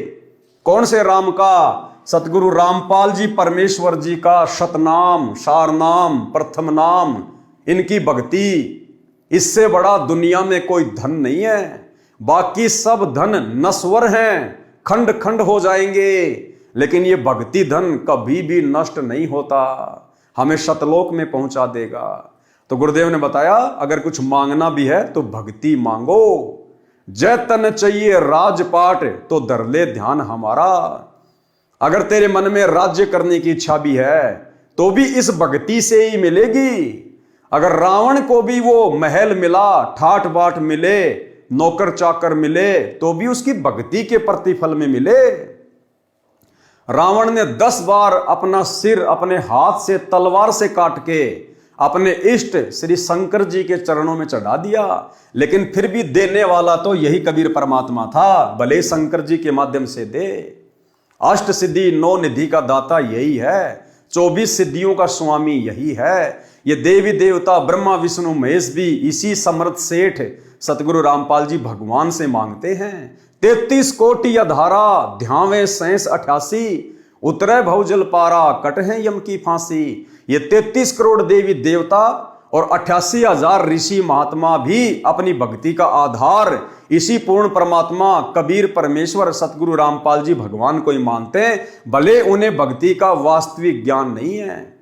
जिस प्रकार इंसान चाहे किसको भी पूजता है, किसी भी देवी देवता की पूजा करता है, लेकिन जब उसके ऊपर विशेष आपत्ति आती है तो उसकी आत्मा से एक ही पुकार निकलती है, हे परमात्मा, हे मालिक, हे परमेश्वर। इसी प्रकार ये देवी देवता चाहे जो भक्ति कर रहे हैं, लेकिन उनकी भक्ति का आधार वो परमात्मा ही है, क्योंकि सर्व का पालन पोषण यही एकमात्र परमात्मा तीनों लोकों में प्रवेश करके करता है। तो हम भगत भाई बहनों ने ये रावण जैसे जन्म बहुत भोग लिए। इस नकली नश्वर 21 ब्रह्मांड के झूठे सुख हमने बहुत बार भोग लिए। अनेकों बार हमने बड़े बड़े बलशाली पहलवानों के जन्म ले लिए। अनेकों बार हम बड़े बड़े बिजनेसमैन रह चुके हैं, बड़े बड़े खिलाड़ी रह चुके हैं। हमने सर्व जीवन भोग लिए। परमात्मा कहते हैं कोटि जन्म तू राजा की न्या, करोड़ों बार तो सतलोक से आने के बाद हम यहां पर पृथ्वी पर सर्व संपन्न राजाओं के जीवन भोग चुके हैं। कोटि जन्म तू राजा की न्या, मिटी न मन की आशा, और भिक्षुक होकर दर दर घूम लिया, मिला न निर्गुण राशा। हमारी कहीं भी संतुष्टि नहीं हुई। इस आत्मा की अभी तक कभी भी तृप्ति नहीं हुई। इस आत्मा की संतुष्टि, इसकी तृप्ति होगी गुरुदेव की भक्ति से, क्योंकि ये भक्ति आत्मा की खुराक है, जो वर्तमान में बड़े सौभाग्य से आप और हमें पूज्य गुरुदेव जी के द्वारा मिल चुकी है। इसलिए अब हमने दुनिया के वैभव को देखकर, सर्व संपन्न लोगों के सर्व सुखों को देखकर अपने मन में किसी भी प्रकार की इच्छा जाहिर नहीं करनी है। परमात्मा यही समझाना चाहते हैं कि अगर तू सफल हो गया ये भक्ति करके, तो यहां के राजा महाराजाओं के सुख तो छोड़ दो, जब तुम सतलोक में चले जाओगे तो परमात्मा कहते हैं, चार मुक्ति जहां चंपी करती माया होरी दासी, दास गरीब अभय पद परसै वो मिले राम अविनाशी। सतलोक में जाने के बाद या ब्रह्मा विष्णु महेश के पास जो चार मुक्ति हैं, काम अर्थ धर्म मोक्ष, कहते हैं ये तो तुम्हारे वहां पैरों की चंपी करेंगी, मालिश करेंगी, इनकी तरफ तो तुम देखोगे भी नहीं। सतलोक में इतने सुख हैं, इतना सर्व संपन्न लोक है वो। जिस प्रकार किसी के घर में 4 व्हीलर हो तो वो बाइक की तरफ तो कभी देखता भी नहीं है। तो इसी प्रकार सतलोक के सुखों की तुलना में यहां की जो चार मुक्तियां हैं, जो ब्रह्मा विष्णु महेश को प्राप्त हैं, ये तो केवल एक मोटरसाइकिल की तरह है। तो भाइयों और बहनों, हमने नीची गर्दन करके दुनिया को ना देखकर, गुरु के ज्ञान को आधार बनाकर और मृत मानकर अपने आप को, ये जीवन, ये शरीर, ये सोच अपने गुरुजी को समर्पित कर देनी है कि गुरुजी मैं स्वयं को आपको समर्पित करता हूं, मेरा जीवन आपके कदमों में है, हे परमेश्वर आपका कुत्ता हूं, मेरी डोर अपने हाथ में रखना। कुत्ता हूं गुरुदेव का, पवन दास का नाम, और गले प्रेम की जेवड़ी, जहां खींचो तहां जाऊं। तो करो तो बावड़ूं, दूर दूर करो तो जाऊं, और जो राखूं त्यों ही रहूं, जो देवोगे सो खाऊं। हमने इस भाव से, क्योंकि भाई और बहनों कितनी उम्र है हमारी, आधी से ज्यादा उम्र तो जा चुकी है, 15, 20, 25 साल की हमारी उम्र है। अब बताओ, अब 40 साल में तो हम जगत सेठ बने नहीं, अब 15, 20 साल में क्या जगत सेठ बनेंगे? और बन भी गए तो परमात्मा ने जो पहले जो जगत सेठ बन के जा चुके हैं उनकी दुर्गति बता दी। बताओ फिर क्या मांगे हम परमात्मा से भक्ति के अलावा, मर्यादा के अलावा। सरलार्थ, लंका के राजा रावण के महल की सबसे ऊपर की मंजिल 4 योजन, 1 योजन 12 किलोमीटर का होता है, इतनी ऊंची थी। उसमें रावण नौजवान स्त्री के साथ संभोग करता था। संभोग यानी सेक्स करते समय दोनों स्त्री पुरुष के वीर्यपात होने की मात्रा 1.25 मण, 1 मण में होता है 40 किलो, इतनी होती थी, यानी 50 किलो, यानी आधा क्विंटल होती थी।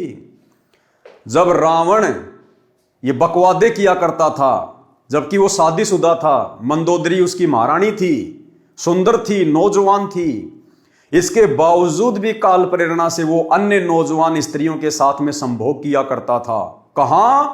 अपनी 48 किलोमीटर ऊंची सबसे ऊपर की मंजिल पे जाके, अपनी सिद्धि शक्ति से वहां जाकर वो उन नौजवान औरतों के साथ संभोग किया करता था। और एक बार के संभोग में जो पदार्थ स्त्री और पुरुष के शरीर से बाहर निकलता है, रज और बीरज, गुरुदेव ने बताया 50 किलो, यानी आधा क्विंटल रज और बीरज उस समय स्त्री और पुरुष के शरीर से बाहर निकलता था। भाई और बहनों, यह सामान्य बात नहीं है। आज के इंसान का वजन होता है 50 किलो, आधा क्विंटल तो आज के इंसान का वजन रह गया। और रावण जब ये एक बार संभोग करता था तो 50 किलो वो पदार्थ अपने शरीर से बाहर निकाल दिया करता था। तो क्या औकात है आज के इंसान की, भले वो प्रधानमंत्री है, राष्ट्रपति है, रावण के एक समय के वीर्य के बराबर आज के इंसान का वजन है। क्या औकात है? किस बात का घमंड करें, किस बात का अहंकार करें? 150 फीट जिसकी हाइट। भाई और बहनों, अगर आपको देसी भाषा में समझाएं, सरल भाषा में, इस अहंकार को तोड़ने के लिए, तो आज इस पृथ्वी पर जो सबसे लंबे से लंबा कोई इंसान है, होगा कोई 8 फीट का, 9 फीट का, या बड़े से बड़ा हो सकता कोई 10 फीट का इंसान हो आज इस धरती पर। भाई और बहनों, 10 फीट लंबे तो रावण के गुप्तांग के बाण थे, बाण। अब सोचो भाई और बहनों, विचार करो इन बातों पर अपने अहंकार को तोड़ने के लिए। आज के इंसान की इतनी हाइट नहीं है जितने बड़े रावण के गुप्तांग के बाण थे।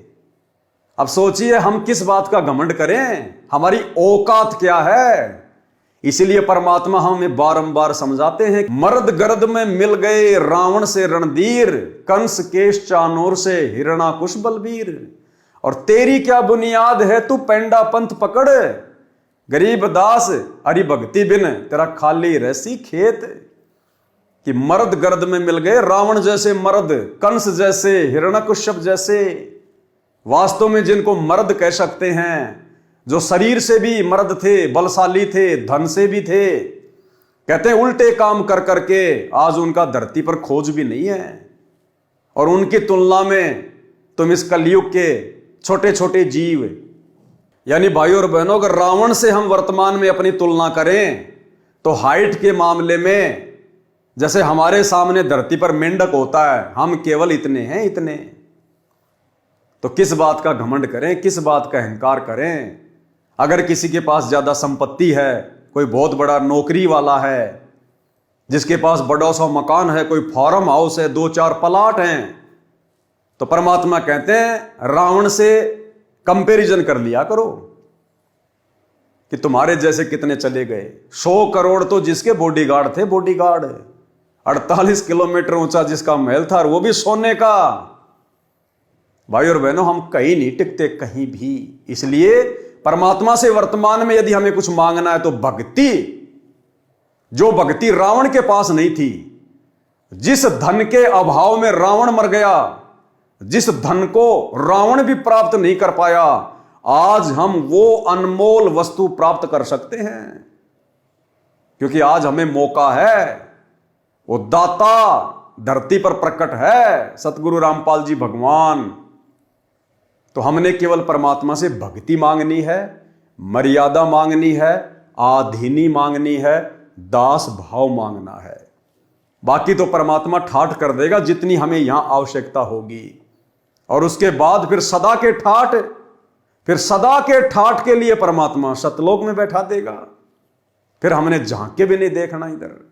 तो भाई और बहनों, इस प्रकार से हमने अपनी औकात में, अपनी हैसियत में रह के और अपने गुरु को सर्वे सर्वा मानकर, सब कुछ मानकर हमने भक्ति करनी है। और दूसरी बात, जिसका बाप पहलवान है, जिसका बाप सावरिया सेठ है, फिर बेटे ने पहलवान बनने की क्या जरूरत है भाई। अरे जिसका बाप पहलवान है उसके बेटों को छेड़ कौन देगा। जिसका बाप सावरिया सेठ है, जगत सेठ है, तो उस बेटे को कभी धन की कमी रहती है क्या, किसी चीज के भरोसे रहता है क्या। जब हमारा बाप सतगुरु रामपाल जी भगवान सर्वगुण संपन्न है, तो क्यों ना हम इन्हीं की गोद में बैठकर खाएं पिएं, मौज मस्ती करें, अपनी भक्ति करें, मर्यादा निभाएं। हम क्यों टेंशन में पड़े। अरे जिस आदमी को गाड़ी चलाने के लिए ड्राइवर मिला हुआ है, वो मूर्ख आदमी है जो खुद गाड़ी चला रहा है। आराम से सीट पे बैठ, अपनी कोई पढ़ाई कर, अपना मोबाइल में अपना कोई धार्मिक कोई अपनी चीज देख, आराम से नींद आवे तो सो जा। ड्राइवर गाड़ी चला रहा है ना। तो इसी प्रकार पूरी सृष्टि का ड्राइवर सतगुरु रामपाल जी भगवान, आज सीधा सीधा हमारा बाप हमारे गुरु रूप में घर घर में प्रकट। तो भाई और बहनों, फिर हम क्यों टेंशन लें, हम क्यों सिर में दर्द करें ये दुनिया की दौलत मांग के। इसलिए हमने तो अपने गुरुदेव के चरणों में दास भाव से बैठे रहना है। परमात्मा यहां के भी सर्व सुखों को प्राप्त करवा देगा जो आवश्यक होंगे, भक्ति में बाधक नहीं होंगे। लंका के राजा रावण के महल की सबसे ऊपर की मंजिल 4 योजन यानी 1 योजन 12 किलोमीटर का होता है, इतनी ऊंची थी। उसमें रावण नौजवान स्त्री के साथ संभोग करता था।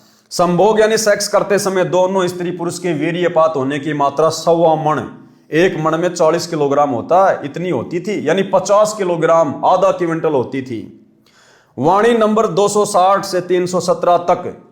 और भाई और बहनों, परमात्मा ने फिर एक सत्संग में बताया कि जो कुंभकर्ण था, कुंभकर्ण रावण का भाई, वो तो रावण से भी कई गुना ऊंची हाइट का था, कई गुना ऊंची हाइट का। और रावण का भाई कुंभकर्ण ब्रेकफास्ट में यानी नाश्ते में 100 जोटों का मांस खाता था। रावण तो भोजन करते समय 100 जोटों का मांस खाता था और कुंभकर्ण केवल नाश्ते में ब्रेकफास्ट में ही 100 जोटों का मांस खाता था और 100 मट के दारू के। अब सोचो वो कुंभकर्ण जो भोजन करता होगा दोपहर का या रात का, उस समय क्या खाता होगा। और उस कुंभकर्ण को नींद से उठाने के लिए परमात्मा ने बताया 12,000 बलशाली योद्धा, यानी उस समय 100 फुट की हाइट थी, 12,000 सैनिक 100 फुट के उसको उठाने के लिए उसके जो है मुगदर मारा करते थे, चोट मारते थे उसके भयंकर भयंकर।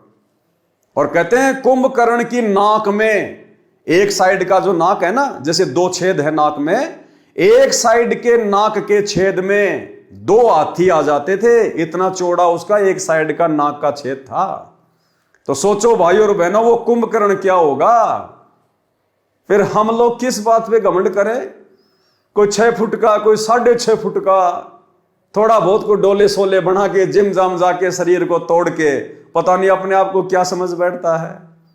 उस कुंभकर्ण की तुलना में वर्तमान का 10 फुट का आदमी मच्छर के बराबर भी नहीं है, मच्छर के बराबर भी।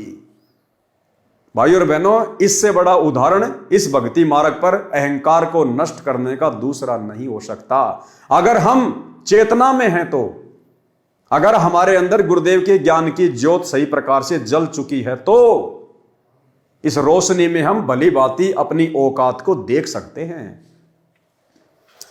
वाणी नंबर 260 से 317 तक राम तथा रावण के बीच हुए युद्ध का वर्णन है। हनुमान जी जैसे महाबलियों ने क्या क्या उपकार व उपद्रव करके युद्ध जीता। लक्ष्मण की जीवन रक्षा सरजीवन जड़ी औषधि का पौधा होता है, उससे हुई। यह रामायण का अंश है। यह अमृतवाणी संत गरीबदास जी के श्री मुख से बोली गई है, इसलिए इसके पढ़ने से आत्मा का पाप धुलता है, ज्ञान विशेष नहीं है।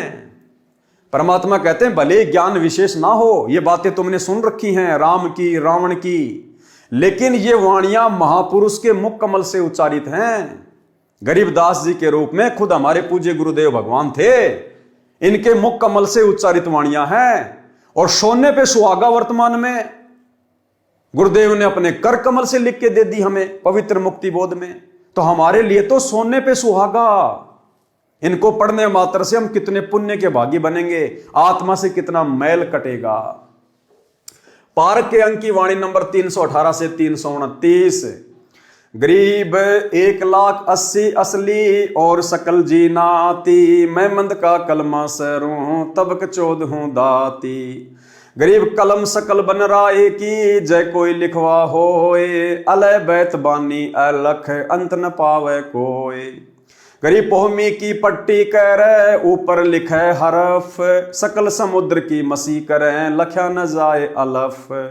गरीब अली अलय में भेद क्या, एक नूर जहूर, मोहम्मद तो मदती पर हो रहे चकनाचूर। गरीब हस्ती घोड़ा मर्द क्या, बली बजर क्यों न होए, अरस कुरस बिच ना बचे, अली तेग ततलोए। गरीब 70 कदम कट्टे कटक, जय अली फिरावे तेग, खड़ी करे आसमान को तो शब्द सुर्ग पर बेग। गरीब अली अलय का शेर है, सीना स्वाफ शरीर, कृष्ण अली एक कली, न्यारी कला कबीर। गरीब अलय वृक्ष अली पान है, झरझर पर अनंत, कृष्ण कली दर कली है, अगम कबीरा पंथ। गरीब अली अली लो हो गए, मैं मंद पदम 50, कबीर एक का एक है, दूजा नहीं मिलावे। गरीब जबराइल जुबान परी, मैं काइल मुकट, असराफिल कबली दरे, अजाजिल ओ घट। गरीब चारु मुवक्कल रब दे, है घट घट अस्तान, जा परी रब दा तकत है, जहां आप अलय रहमान।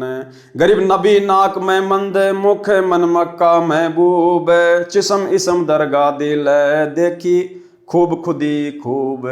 यानी ये अरबी, फारसी, उर्दू, पता नहीं कौन कौन सी भाषाओं के शब्द हैं, क्योंकि आदरणीय गरीबदास जी ने अपने सदग्रंथ साहिब में अपनी 24,000 वाणियों में विश्व की सभी भाषाओं का समावेश किया है। विश्व के हर देश की भाषा का शब्द इन वाणियों में है, जो 24,000 वाणियां अमर ग्रंथ में है। तो पहली बात तो भाई और बहनों, आप और हमारे को यहीं पर विश्वास हो जाना चाहिए कि पूरे विश्व की भाषा को कौन जान सकता है। आज वर्तमान में पूरे विश्व की भाषाओं के समावेश युक्त इस सदग्रंथ साहिब का अनुवाद कौन कर रहा है? केवल सतगुरु रामपाल जी परमेश्वर। तो पूरे विश्व की भाषा कौन जान सकता है? केवल परमेश्वर। तो सतगुरु रामपाल जी स्वयं खुदा हैं, अल्लाह हैं, परमेश्वर हैं। अन्यथा 300 साल हो गई गरीबदास जी को ये वाणियां लिखे हुए, आज तक कोई गरीबदास पंथी भी इनका सरलार्थ नहीं कर पाया। केवल पाठ पाठ करते हैं, जैसी वाणियां हैं वैसा ही बोलते रहते हैं, लेकिन सरलार्थ सन 1994 से सतगुरु रामपाल जी परमेश्वर ने शुरू किया।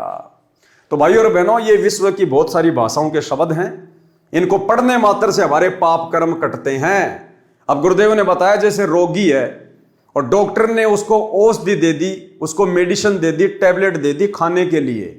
अब उस रोगी को नहीं पता, वो तो बेचारा गांव का आदमी, वो तो अनपढ़ आदमी है, उसको नहीं पता ये टैबलेट कौन सी कंपनी की है, क्या क्या इसमें साल्ट हैं, कैसे कैसे ये बनी है, कुछ नहीं पता। उसको चाहे जहर की गोली दे दो, वो तो विश्वास करके खा लेगा कि डॉक्टर दे रहा है।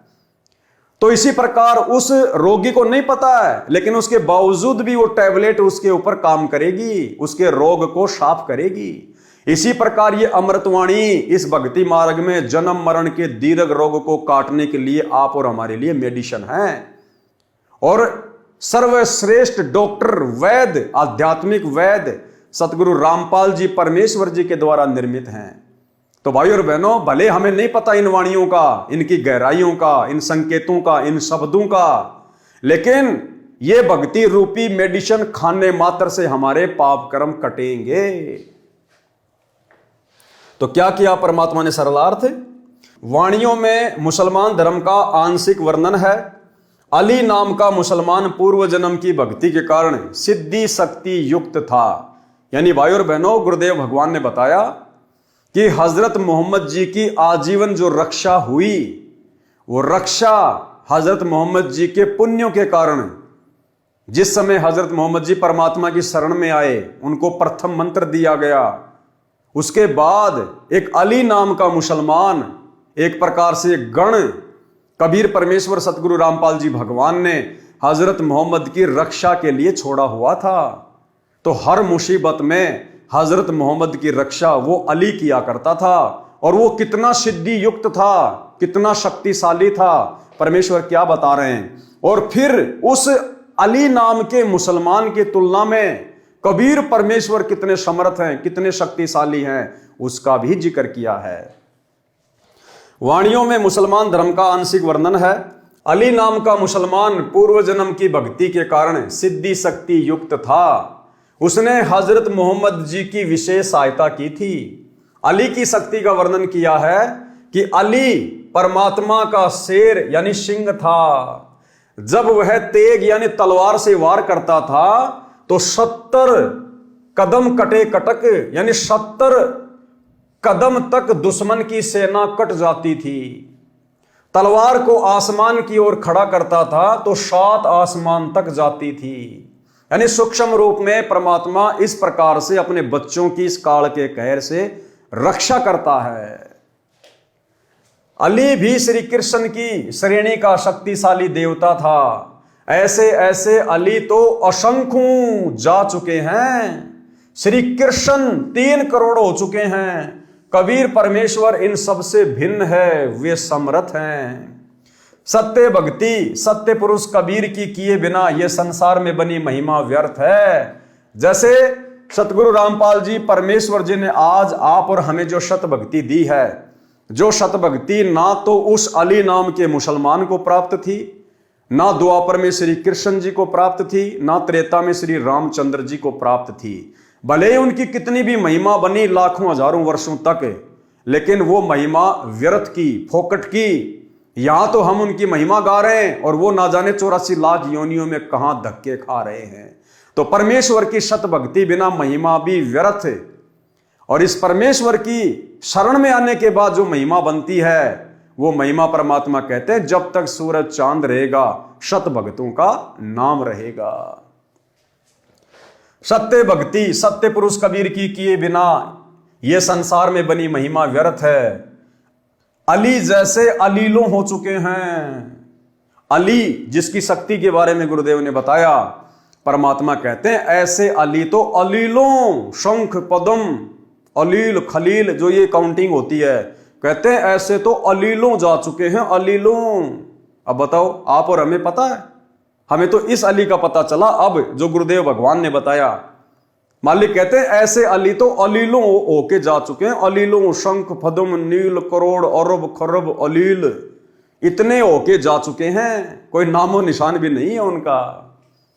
और हजरत मोहम्मद जैसे 50 पदम हो चुके हैं, शंख नील पदम। हजरत मोहम्मद जैसे तो 50 पदम अवतार पैगंबर होके जा चुके हैं। लेकिन कबीर परमेश्वर एक का एक है। इस परमेश्वर की स्थिति में, इसकी शक्ति में कोई बदलाव नहीं आता। कबीर परमात्मा एक का एक है। पारक के अंक की वाणी नंबर 330 से 351। गरीब चिसम इसमें जोरी जरी खेचे दम दुर्बीन, कूरम नाद उदगार गति परसे देवा तीन। गरीब तीहूं देवा दिल में बसे, ब्रह्मा विष्णु महेश, प्रथम इनकी बंदना सुन सतगुरु उपदेश। गरीब सुन सतगुरु उपदेश को कहीं समझाऊं तो ही, त्रिकुटी कमल में बैठ कर उल्टी पवन समोए। गरीब उल्टी पवन समोए कर नाभ कमल में आन, नाभ कमल में बैठ कर जावा करो बयान।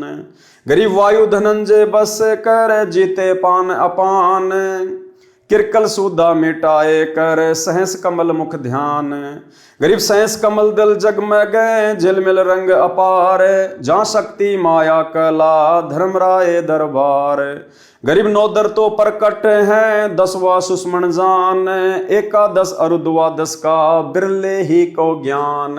11वें द्वार का और 12वें द्वार का तो केवल बिरले को ही पता चलता है, और वर्तमान में वो बिरला शक्ति है सतगुरु रामपाल जी भगवान। इनके बताने के बाद अब पूरे विश्व को पता चल गया। गरीब कैसे पाऊं विधि कहो, दीजे मोही बताए, कल कूची मोशों कहूं कौन पंथ को रा। गरीब तिलजे है उन्मान्य है बटक बीज विस्तार, त्रिवेणी के घाट चढ़ी देखो मुक्ति द्वार।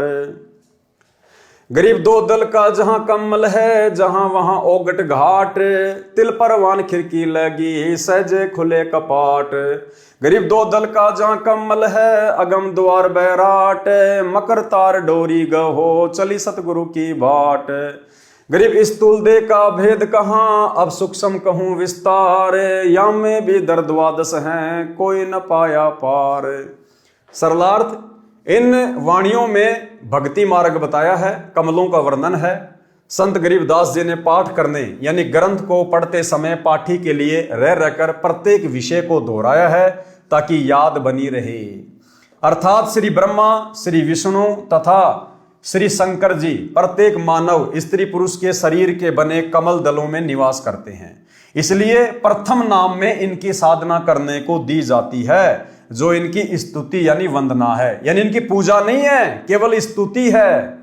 फिर आगे का भक्ति मार्ग सतगुरु जी बताते हैं, वह भी सुनो। तीनों देवा दिल में बसे, ब्रह्मा विष्णु महेश, प्रथम इनकी बंदगी फिर सुन सतगुरु उपदेश। यानी सबसे पहले हमें ब्रह्मा विष्णु महेश के ही नाम दिए जाते हैं। भाई और बहनों, ये तो जगत को समझाने की दृष्टि से, जबकि सर्वप्रथम तो इस प्रथम मंत्र में हम अपने पूज्य गुरुदेव भगवान की पूजा करते हैं, इनकी बंदगी करते हैं। प्रथम मंत्र में सबसे पहले और सबसे लास्ट में पूज्य गुरुदेव जी की पूजा का मंत्र है। यही असल में सार शब्द की पूजा है। ये बीच के मंत्र तो परमेश्वर ने शरीर के कमल में बसे हुए इन देवी देवताओं के इसलिए दिए हैं क्योंकि हम इनके अधीन हैं, इनके लोक में रह रहे हैं, इनका हमारे ऊपर कर्जा हो चुका है। हम यहां जो इस पृथ्वी पर अन्न उपजा रहे हैं, काजू किशमिश सेव संतरे खा रहे हैं, अन्न खा रहे हैं, हवा ले रहे हैं, सूर्य का प्रकाश ले रहे हैं, ये इस काल ने तपस्या करके परमात्मा से प्राप्त किए हुए हैं और यहां मैनेजर बना दिया ब्रह्मा विष्णु महेश को। तो हम ये जो सुविधा ले रहे हैं ना, इसके बदले हम कर्जवान हो रहे हैं। तो परमेश्वर ने इनके मंत्र केवल इसलिए दिए हैं ताकि हम इनकी साधना करें, इनकी मजदूरी करें और हम इनके कर्जे से मुक्त हो जाएं। इनके मंत्रों का जाप करना इनकी पूजा करने में नहीं आता है। असली पूजा तो अपने गुरुदेव भगवान की है। वाणी नंबर 332 से 351 में कमलों का वर्णन है, जो पहले कई बार बता दिया है। कबीर सागर के सरलार्थ में भी परमात्मा ने कई बार कमलों के विषय में खुलकर समझा दिया। आगे ब्रह्म वेदी तथा ब्रह्म काल अंगों में विस्तार से किया गया है, वहां पढ़ें। वाणी नंबर 349 का सरलार्थ है। इस वाणी में स्पष्ट किया है कि कुछ साधक व संत सुरती कमल को अंतिम मंजिल मानते हैं। यह तो काल का बंधन यानी बंधन यानी जाल है। इससे आगे नृत्य कमल है, जो मोक्ष का मूल है, मुख्य कारण है। परंतु सतलोक वाला मोक्ष तो नृत्य कमल से भी आगे है, यानी सुरती नृत्य से भी दूर है सतलोक। उसको स्थूल शरीर त्याग कर ऊपर जाकर ही देख पाओगे। सत्य साधना करते रहो। पारक के अंक की वाणी नंबर 352 से 369। गरीब कंगरे कंगरे कलश हैं, कलश कलश लखी सूर, सूर सूर लखी चंद हैं, आवादन भरपूर। गरीब कंगरे कंगरे केवड़ा, लख लख फूल भलंत, लख लख मोती मुक्ति फल, बुझ बिरले संत। गरीब नहीं कंगूरे हेम के, नहीं ये सूरज चंद, पारख कनी पहार है, अवगत परमानंद। गरीब जगर मगर ज्योति करे, तहाँ राय बेली चंबेल, कमल केत की खिल रहे, भवर गुंजना खेल। गरीब अवगत नगर निदान पूरे, बंगले लाल किवार, शंख मुनि सिजदे करे, शिव बर्मा शिकदार। गरीब बिन मुख सारंग राग सुनी, बिन ही तंती तार, बिन सुर अलगोजे बजे, नगर नाच घुमार। गरीब शंख असंखों जो जन, चौपड़ के बहजार, कशक नहीं कसनी नहीं, गली गली सिकदार। गरीब तर्क नहीं तोरा नहीं, नहीं कसीस कबाब, अमृत प्याले मद पीवें, भाठी चवें शराब। गरीब मत वाले मस्तान पूरे, गली गली गुलजार, शंख शराबी फिरत हैं, चलो ताश बैजार। गरीब शंख शंख पद्मनी नचे, गावे शब्द सुभान, चंद्र बदन सूरजमुखी, नहीं वहां मान गुमान। गरीब शंख हिंडोले नूर नग, झूले संत हिजूर, तकत दणी के पास कर, ऐसा मुल्क जहूर। गरीब नदी नाव नाले बगे, छूटे फुहारे सुन, भरे होद सरबर सदा, नहीं पाप नहीं पुण्य। गरीब नहीं कोई भिक्षुक दान दे, नहीं हार व्यवहार, नहीं कोई जामे मरे, ऐसा देश हमारे। गरीब बाजे घंटा ताल घन, मंजीरे डफ झांझ, मुरली मधुर सुहावनी, निस्बासर अरु सांझ। गरीब दरवन दमा में बाजही, सेनाई और भेर, शंख तूर तुतकार है, हरदम सुनिए टेर। गरीब बीन बिहंगम झमकही, तनक तंबूरे तीर, राग खंड नहीं होत है, बंद्या रहत समीर। गरीब ताल ख्याल सुर एक गति, राग 36 बैन, सुने तो सन्मुख शीस दे, बिना राग सब फैन। पूज्य गुरुदेव भगवान ने हमारी आत्मा को जगाने के लिए सतलोक में कैसे कैसे सुख है, कितना आनंद है, कितनी मौज मस्ती है, इनका यहाँ पर जिक्र किया है। गुरुदेव भगवान कह रहे हैं कि यहाँ जैसे कोई एक बोतल शराब की पीकर और बिल्कुल नशे में चूर होके लड़खड़ाता हुआ चलता है, होश खोके, परमात्मा कहते हैं उस सतलोक में इतना नशा तो ऑटोमेटिक रहता है जैसे यहां पर कोई 100 बोतल शराब की पी ले। लेकिन वो नशा यहां की तरह नहीं होता कि कुछ होश ही नहीं है, कहां पेशाब कर रहा, कहां लैट्रिन कर रहा है। कहते वहां पर हर आत्मा के अंदर इतना नशा तो ऑटोमेटिक रहता है, इतना खुमार चढ़ा रहता है, इतना मदहोश रहता है, इतना आनंद है वहां पर। और भी बहुत सारे सुख भाई और बहनों, अब इन वाणियों को आप और भगत भाई बहन उस तरह से नहीं समझ सकते हैं, नहीं समझा सकते हैं जिस प्रकार से हमारा बाप इन वाणियों का जूस निकालकर हमें पीने के लिए दे सकता है। तो भाई और बहनों, जैसे जैसे परमात्मा ने इन वाणियों का सरलार्थ किया है, थोड़ा बहुत उसी हिसाब से हम इनको ग्रहण करते चलेंगे। गरीब शंख किरनी जहां झिलके ही, शंख पद्म प्रकाश, शंख कला कल धूते है जहां हमारा बास। शंख पद्म प्रकाश, श्री कृष्ण जी के पैर में एक पद्म था, उसी से उसकी ख्याति हो गई, चमकता था। परमात्मा कहते हैं वहां शंख पद्मों जितनी रोशनी सतलोक में ऑटोमेटिक। सरलार्थ, इन वाणियों में सतलोक का वर्णन है। कहा है कि सत्यलोक में सब प्रकार का नृत्य होता है, सब प्रकार के राग होते हैं। सतलोक का संगीत मन भावन है, वहां पर अनेकों सुंदर स्त्रियां नृत्य करती हैं, वहां कोई दुराचार नहीं। जैसे यहां पर पहले होता था मुजरा, बड़े बड़े लोग, पैसे वाले लोग कोठों पे जाया करते थे, बंद कोठे में लड़की नाचती थी, वो आनंद लेते थे। उसके बाद में थोड़ा ये विज्ञान आगे बढ़ी, बॉलीवुड शुरू हो गया, फिल्में शुरू हो गई, सरेआम लड़कियां टीवी चैनलों पर नाचने लग गई, फिल्मों में नाचने लग गई। तरह तरह के संगीत, गाने बजाने, मधुर मधुर आवाजें फिल्मी गानों के रूप में आप और हमें सुनने को मिली। परमात्मा कहते हैं सतलोक की तुलना में यहाँ के राग, यहाँ के नाच गाने कुछ भी नहीं है, और ना यहाँ की औरतें। सतलोक में जो सुंदर सुंदर स्त्रियां हैं, उनके पैर के मैल के बराबर भी इस 21 ब्रह्मांड की सबसे सुंदर कोई स्त्री नहीं है। फिर पृथ्वी लोक की ये छोटी मोटी 4-5 फुट की स्त्रियों की तो भाई और बहनों बिसात ही क्या है। तो परमात्मा कहते हैं वहां पर शंखों स्त्रियां नृत्य करती हैं, नाचती हैं, मन भावना संगीत है। अगर वो संगीत यहां पर आप और हम आत्माओं को सुना दिया जाए, भाई और बहनों, हम जीना छोड़ देंगे, हम शरीर त्याग देंगे। ये आत्मा फिर शरीर में रह नहीं सकती, बेचैन हो जाएगी। जिस प्रकार धर्मदास जी सतलोक गए, वहां के ठाठ बाट देखे तो रोने लग गया कि मोहे ना भेजो भगवान हमसे बिगड़ी है, मोहे राख लियो भगवान हमसे बिगड़ी है। कि परमात्मा वो तो बहुत गंदा लोक है यहाँ की तुलना में, अब मुझे नीचे ना भेजो। तो भाई और बहनों, अगर वो संगीत और वो सुंदरता यदि परमात्मा हमें एक बार जरा सी झलक दे दे, हम यहां पर पागल हो जाए, पागल, हम जी नहीं सकते यहां पर। अरे लड़का लड़की आपस में प्रेम कर लेते हैं युवा अवस्था में, और वो लड़का लड़की आपस में इतने पागल हो जाते हैं इस हाड़ मांस के शरीर में विषय वासनाओं को लेकर, अपने जन्मदाता माँ बाप तक को छोड़ देते हैं, उनको ठोकर तक मार देते हैं।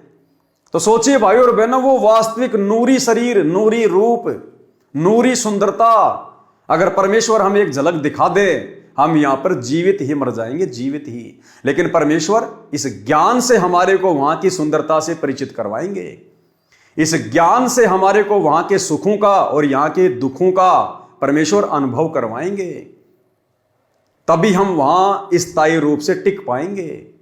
अन्यथा यदि परमेश्वर हमें कच्चेपन में सतलोक लेकर गए, हालांकि परमात्मा तो नहीं लेके जाएंगे, उनको तो पता है, लेकिन एक उदाहरण पेश किया परमात्मा ने हजरत मोहम्मद जी का। हजरत मोहम्मद जी को परमात्मा सतलोक लेकर गए थे, लेकिन वो सतलोक में नहीं रहे, उनका मन वहां नहीं लगा, क्योंकि उनको ज्ञान नहीं हुआ। और यहां उनके बहुत सारे भगत बन चुके थे, उनके चेले बन चुके थे, उनकी महिमा हो चुकी थी, तो उन्हें यही की महिमा अच्छी लगी। तो इसी प्रकार भाई और बहनों, यदि बिना ये तत्व ज्ञान हमारे हृदय में जमाए गुरुदेव हमें सतलोक ले भी गए, तो भाई और बहनों, यहां से जब तक हमारी आस्था पूरी तरह से नहीं हटेगी, सतलोक में हमारी आस्था नहीं लग सकती। तो परमेश्वर कह रहे कि वहां के जो सुख हैं, वहां के सुखों का यहां पर वर्णन भी बड़ी मुश्किल से किया जाता, बड़ी मुश्किल से। वो अकय लोक है, वहां के सुखों के विषय में कहा नहीं जा सकता। लेकिन फिर भी ये समर्थ परमात्मा आप और हमें जैसे तैसे करके समझा रहे हैं, हमारी आस्था इस गंदे लोक के झूठे सुखों से हटाने के लिए। तो क्या कह रहे हैं परमात्मा कि वहां पर कोई दुराचार नहीं है। जब वहां पर औरतें डांस करती हैं, नाचती हैं, तो हमारे मन में कोई पाप नहीं आता, विषय वासना नहीं जागती, दुराचार नहीं आता। जैसे कोई बहुत सुंदर स्त्री है और वो भले ही नंगी होके डांस करने लग जाए अपने घर पर एक कमरे में, और वहीं उसका 6 महीने का या 1 साल का उसका बेटा या बेटी भी है, उस बेटा बेटी के मन में किसी प्रकार का कोई विकार उस सुंदर स्त्री को नाचती हुई को देखकर नहीं आएगा। इसी प्रकार सतलोक में भाई और बहनों हमारा नूरी शरीर है, उस नूरी शरीर में विकार नहीं है, विषय वासना नहीं है, नामो निशान नहीं है, इसलिए वहां पर दुराचार नहीं है, मन में कोई मैल कोई पाप नहीं है। इन वाणियों में सतलोक का वर्णन है, कहा है कि सतलोक में सब प्रकार का नृत्य होता है। अब यहां का झूठा नृत्य और हार्ड मांस का शरीर उन एक्ट्रेस का, हीरोइन का, टट्टी पेशाब उनके शरीर में भरा पड़ा, थूक लार हैं जेर उनके शरीर में भरी पड़ी। हम तो उनका डांस देख के खुश हो रहे हैं और उसको पता नहीं कौन सी बीमारी ने घेर रखा है। वो दिखावट में हंस हंस के डांस कर रही है 2 पैसों के लिए, क्या पता उसको उस समय लैट्रिन लग रही है, पेट में दर्द हो रहा है, लेकिन झूठी मुस्कुराहट 2 पैसे कमाने के लिए, और हम उसको देख के खुश हो रहे हैं। परमात्मा कहते हैं जब सतलोक वाला डांस तुम्हें देखने को मिलेगा ना, इस डांस की तरफ तो कभी सौपन में भी मुंह नहीं करोगे, सौपन में भी। तो भाई और बहनों हमने तो गांठ बांध लेनी है, कमर कस लेनी है, सर के कफन बांध लेना है, हमने सतलोक चलना है।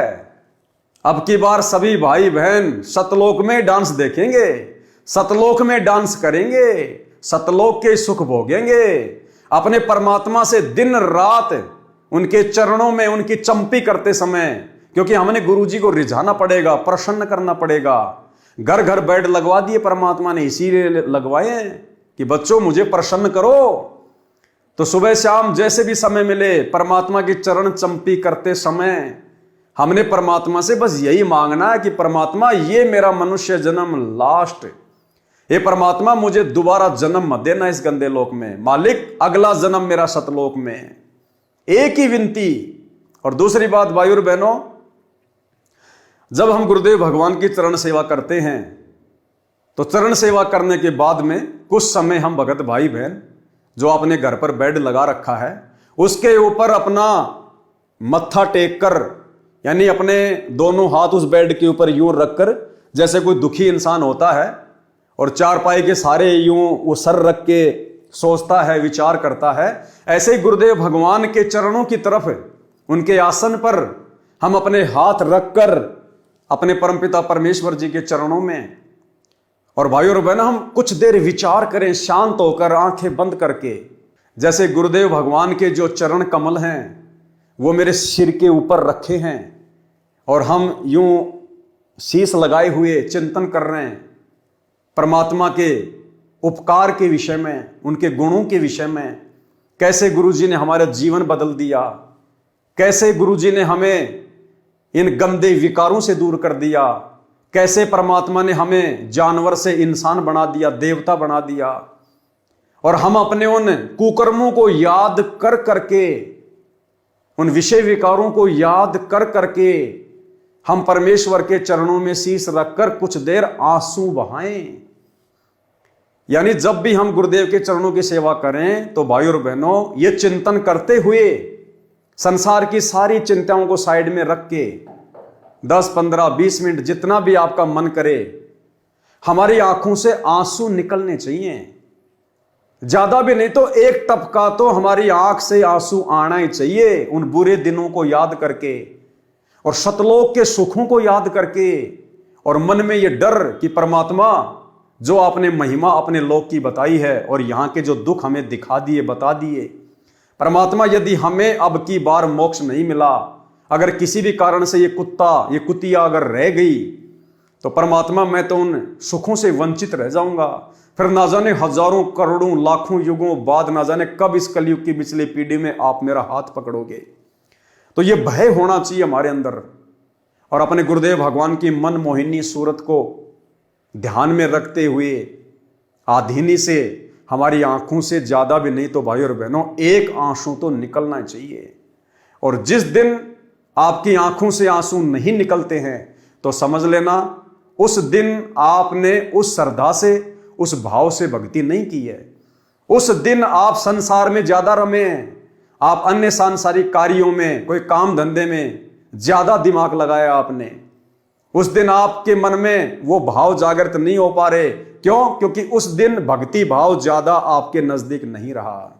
अन्यथा जब भी हम गुरुदेव के चरणों की सेवा करें और कुछ देर उनके चरणों में अपना माथा रखकर चिंतन करें, ऑटोमेटिक भाई और बहनों आंसू आने चाहिए, और आएंगे यदि हम शांत स्वभाव में बैठ के इस परमेश्वर के द्वारा किए गए उपकारों को याद करेंगे कि परमात्मा आपने हमें नव जीवन दिया, नव जीवन मालिक मेरी श्वासें शेष नहीं थी। उन घटनाओं को याद करो जब कभी आपका एक्सीडेंट हुआ होगा, कभी आप रोगी हुए होंगे, कभी आपके ऊपर कोई हार्ट अटैक आया होगा, ऐसी किसी बीमारी ने आपको घेरा होगा, भले नाम दीक्षा से पहले, संकल्प से पहले, उस समय भी यही परमात्मा हमें बचाने वाला था।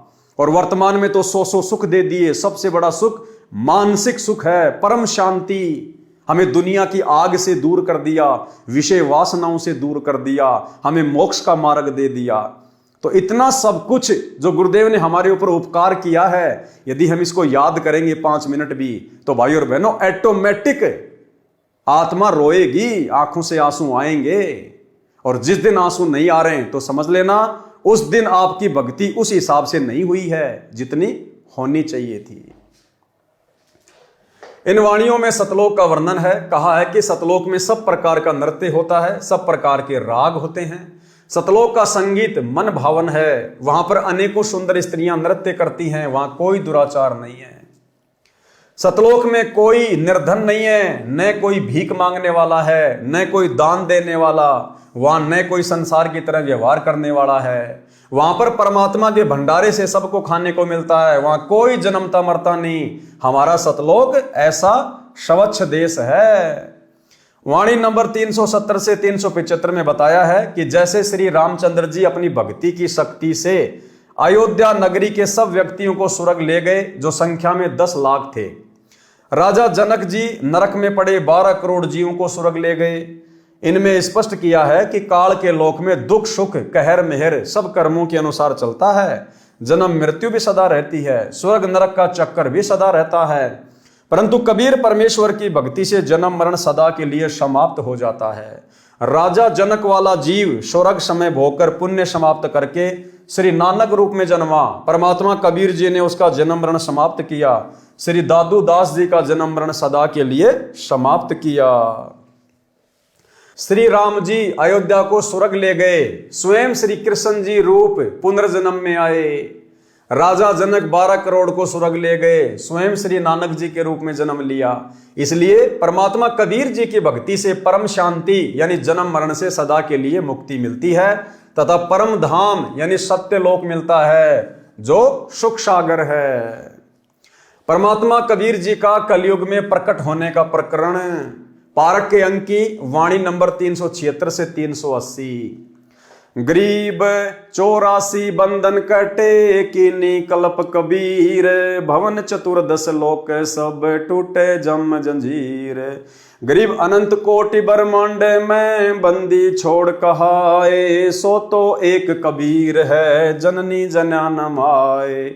गरीब शब्द स्वरूपी साहिब दैनी, शब्द सिंध सब माही, बाहर भीतर रम रहा जहां तहां सब ठाही। गरीब जल थल पृथ्वी गगन में, बाहर भीतर एक, पूर्ण ब्रह्म कबीर है अविगत पुरुष अलेख।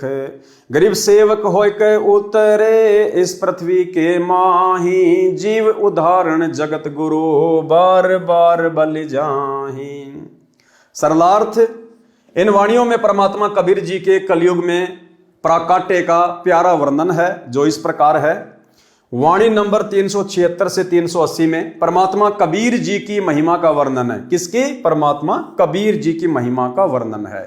कहा है कि कबीर परमेश्वर बंदी छोड़ हैं, अनंत करोड़ ब्रह्मांडों में बंदी छोड़ के नाम से प्रसिद्ध हैं।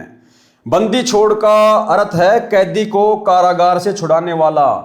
हम सब जीव काल ज्योति निरंजन की कारागार में बंदी यानी कैदी हैं। इस बंदी गृह से केवल कबीर परमात्मा ही छुड़ा सकते हैं। और एक सत्संग में गुरुदेव भगवान ने बिल्कुल क्लियर कर दिया। गुरुदेव ने कहा कि अमर करूं शतलोक पठाऊं, ताते बंदी छोड़ कहाऊं। और फिर गुरुदेव ने कहा कि जो सच्चा गुरु होगा, जो सच्चा गुरु होगा वो बंदी छोड़ ही होगा। और बंदी छोड़ कौन है भाई और बहनों? कबीर परमात्मा। और दूसरा सृष्टि में कोई बंदी छोड़ नहीं है। और गुरुदेव क्या कह रहे हैं? जो सच्चा गुरु होगा वो बंदी छोड़ ही होगा। तो वर्तमान में सच्चे गुरु कौन? सतगुरु रामपाल जी। तो कौन हुए सतगुरु रामपाल जी? बंदी छोड़। और बंदी छोड़ कौन? कबीर भगवान। तो कौन हुए सतगुरु रामपाल जी? स्वयं कबीर भगवान। सुनिए छोटा सा सत्संग। तो जल बूढ़त पकड़ो हाथा, अपने गुरु जी के प्रति ऐसी विनम्रता हो। बंदी छोड़ हे गुरु, क्योंकि गुरु होगा वो बंदी छोड़ ही होगा। बाकी नकली गुरु है, वह गुरु भी नकली गुरु है और वो बंदी छोड़ हो ही नहीं सकते। तो जो सही गुरु होगा वो बंदी छोड़ होगा। अमर करूं सतलोक पठाऊं, ताते बंदी छोड़ कहाऊं। अमर करूं और काल की बंद से छुड़वा कर सतलोक ले जाऊं, इसलिए मैं बंदी। तो भाई और बहनों, आप और हमारे विश्वास को दृढ़ करने के लिए सतगुरु महिमा गुरुदेव भगवान ने साध संगति से जुड़े हुए भाई बहनों को निमित्त बनाकर संगत में शुरू करवाई। क्योंकि गुरु को परमेश्वर माने बिना इस सत भक्ति में गुरु ही परमात्मा होता है। एक सत्संग में गुरुदेव ने स्पष्ट कर दिया कि अगर कोई गुरु है तो केवल कबीर परमात्मा, दूसरा कोई गुरु हो ही नहीं सकता। सतगुरु तो इसलिए कहना पड़ गया क्योंकि नकली गुरु काल ने बहुत ज्यादा पैदा कर दिए, अन्यथा गुरु शब्द ही काफी है। और उस गुरु की भूमिका केवल कबीर परमात्मा ही करता है। गुरु यानी ज्ञान देने वाला। सृष्टि में जगत गुरु केवल एक ही है, कबीर भगवान। दूसरा कोई जगत गुरु नहीं हो सकता, बाकी सब जीव हैं। फिर परमात्मा ने, फिर धर्मदास जी चिंतित हो गए कि भगवान फिर कैसे बात बनेगी। तो परमेश्वर ने कहा कि 12 में पंथ, जब गरीबदास का पंथ चल चुका होगा, इन 12 में तो वो बात बने नहीं। 12 में पंथ में हम ही चल आवें और सभी पंथों को मिटाकर एक पंथ चलावें। अब 12 में पंथ में ये दास भेज दिया परमात्मा ना आए तो गरीबदास पंथ में रामपाल दास। तो कबीर साहब ने कहा है कि पुरुष और गुरु सतगुरु में जो मेरा सच्चा गुरु होगा उसमें कोई भेद ना जानना, समकर जाने। मम संत मुझे जान मेरा ही स्वरूपम। परमात्मा ने कहा है मम संत, मेरे संत को मुझे ही जान, मेरा ही स्वरूपम। तो गुरु और सतगुरु, गुरु परमात्मा, सतगुरु परमात्मा स्वयं होते हैं, सतगुरु कहो चाहे गुरु कहो। और फिर पृथ्वी पर वही सतगुरु होता है जो उसका कृपा पात्र और या वो स्वयं ही आते हैं।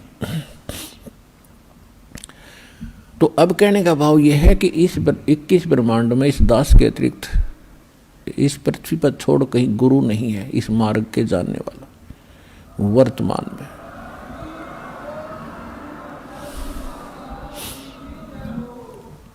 अब हम वहीं आते हैं जहां से प्रसंग शुरू हुआ था। तो आज जो जगत गुरु की भूमिका कर रहे हैं, जो गुरु की भूमिका कर रहे हैं, सतगुरु की भूमिका कर रहे हैं, तत्वदर्शी संत की भूमिका कर रहे हैं, कौन? सतगुरु रामपाल जी परमेश्वर। तो इनके अलावा, हमारे पूज्य गुरुदेव के अलावा दूसरा कोई भगवान नहीं, कोई कबीर नहीं। ये बात जितनी जल्दी हमारे दिलो दिमाग में बैठ जाए हमारा भला, अन्यथा भाई और बहनों ये कलयुग की बिचली पीढ़ी भी हमारी व्यर्थ ही जाएगी। तो भाई और बहनों आज की वीडियो में केवल इतना ही। गुरुदेव के आशीर्वाद से कल रात्रि 8 बजे सभी भाई बहन फिर से लाइव जुड़िए। तब तक सतगुरुदेव भगवान आप और हमें आज्ञा दें, इजाजत दें, आशीर्वाद दें। बंदी छोड़ सतगुरु रामपाल जी भगवान की जय हो।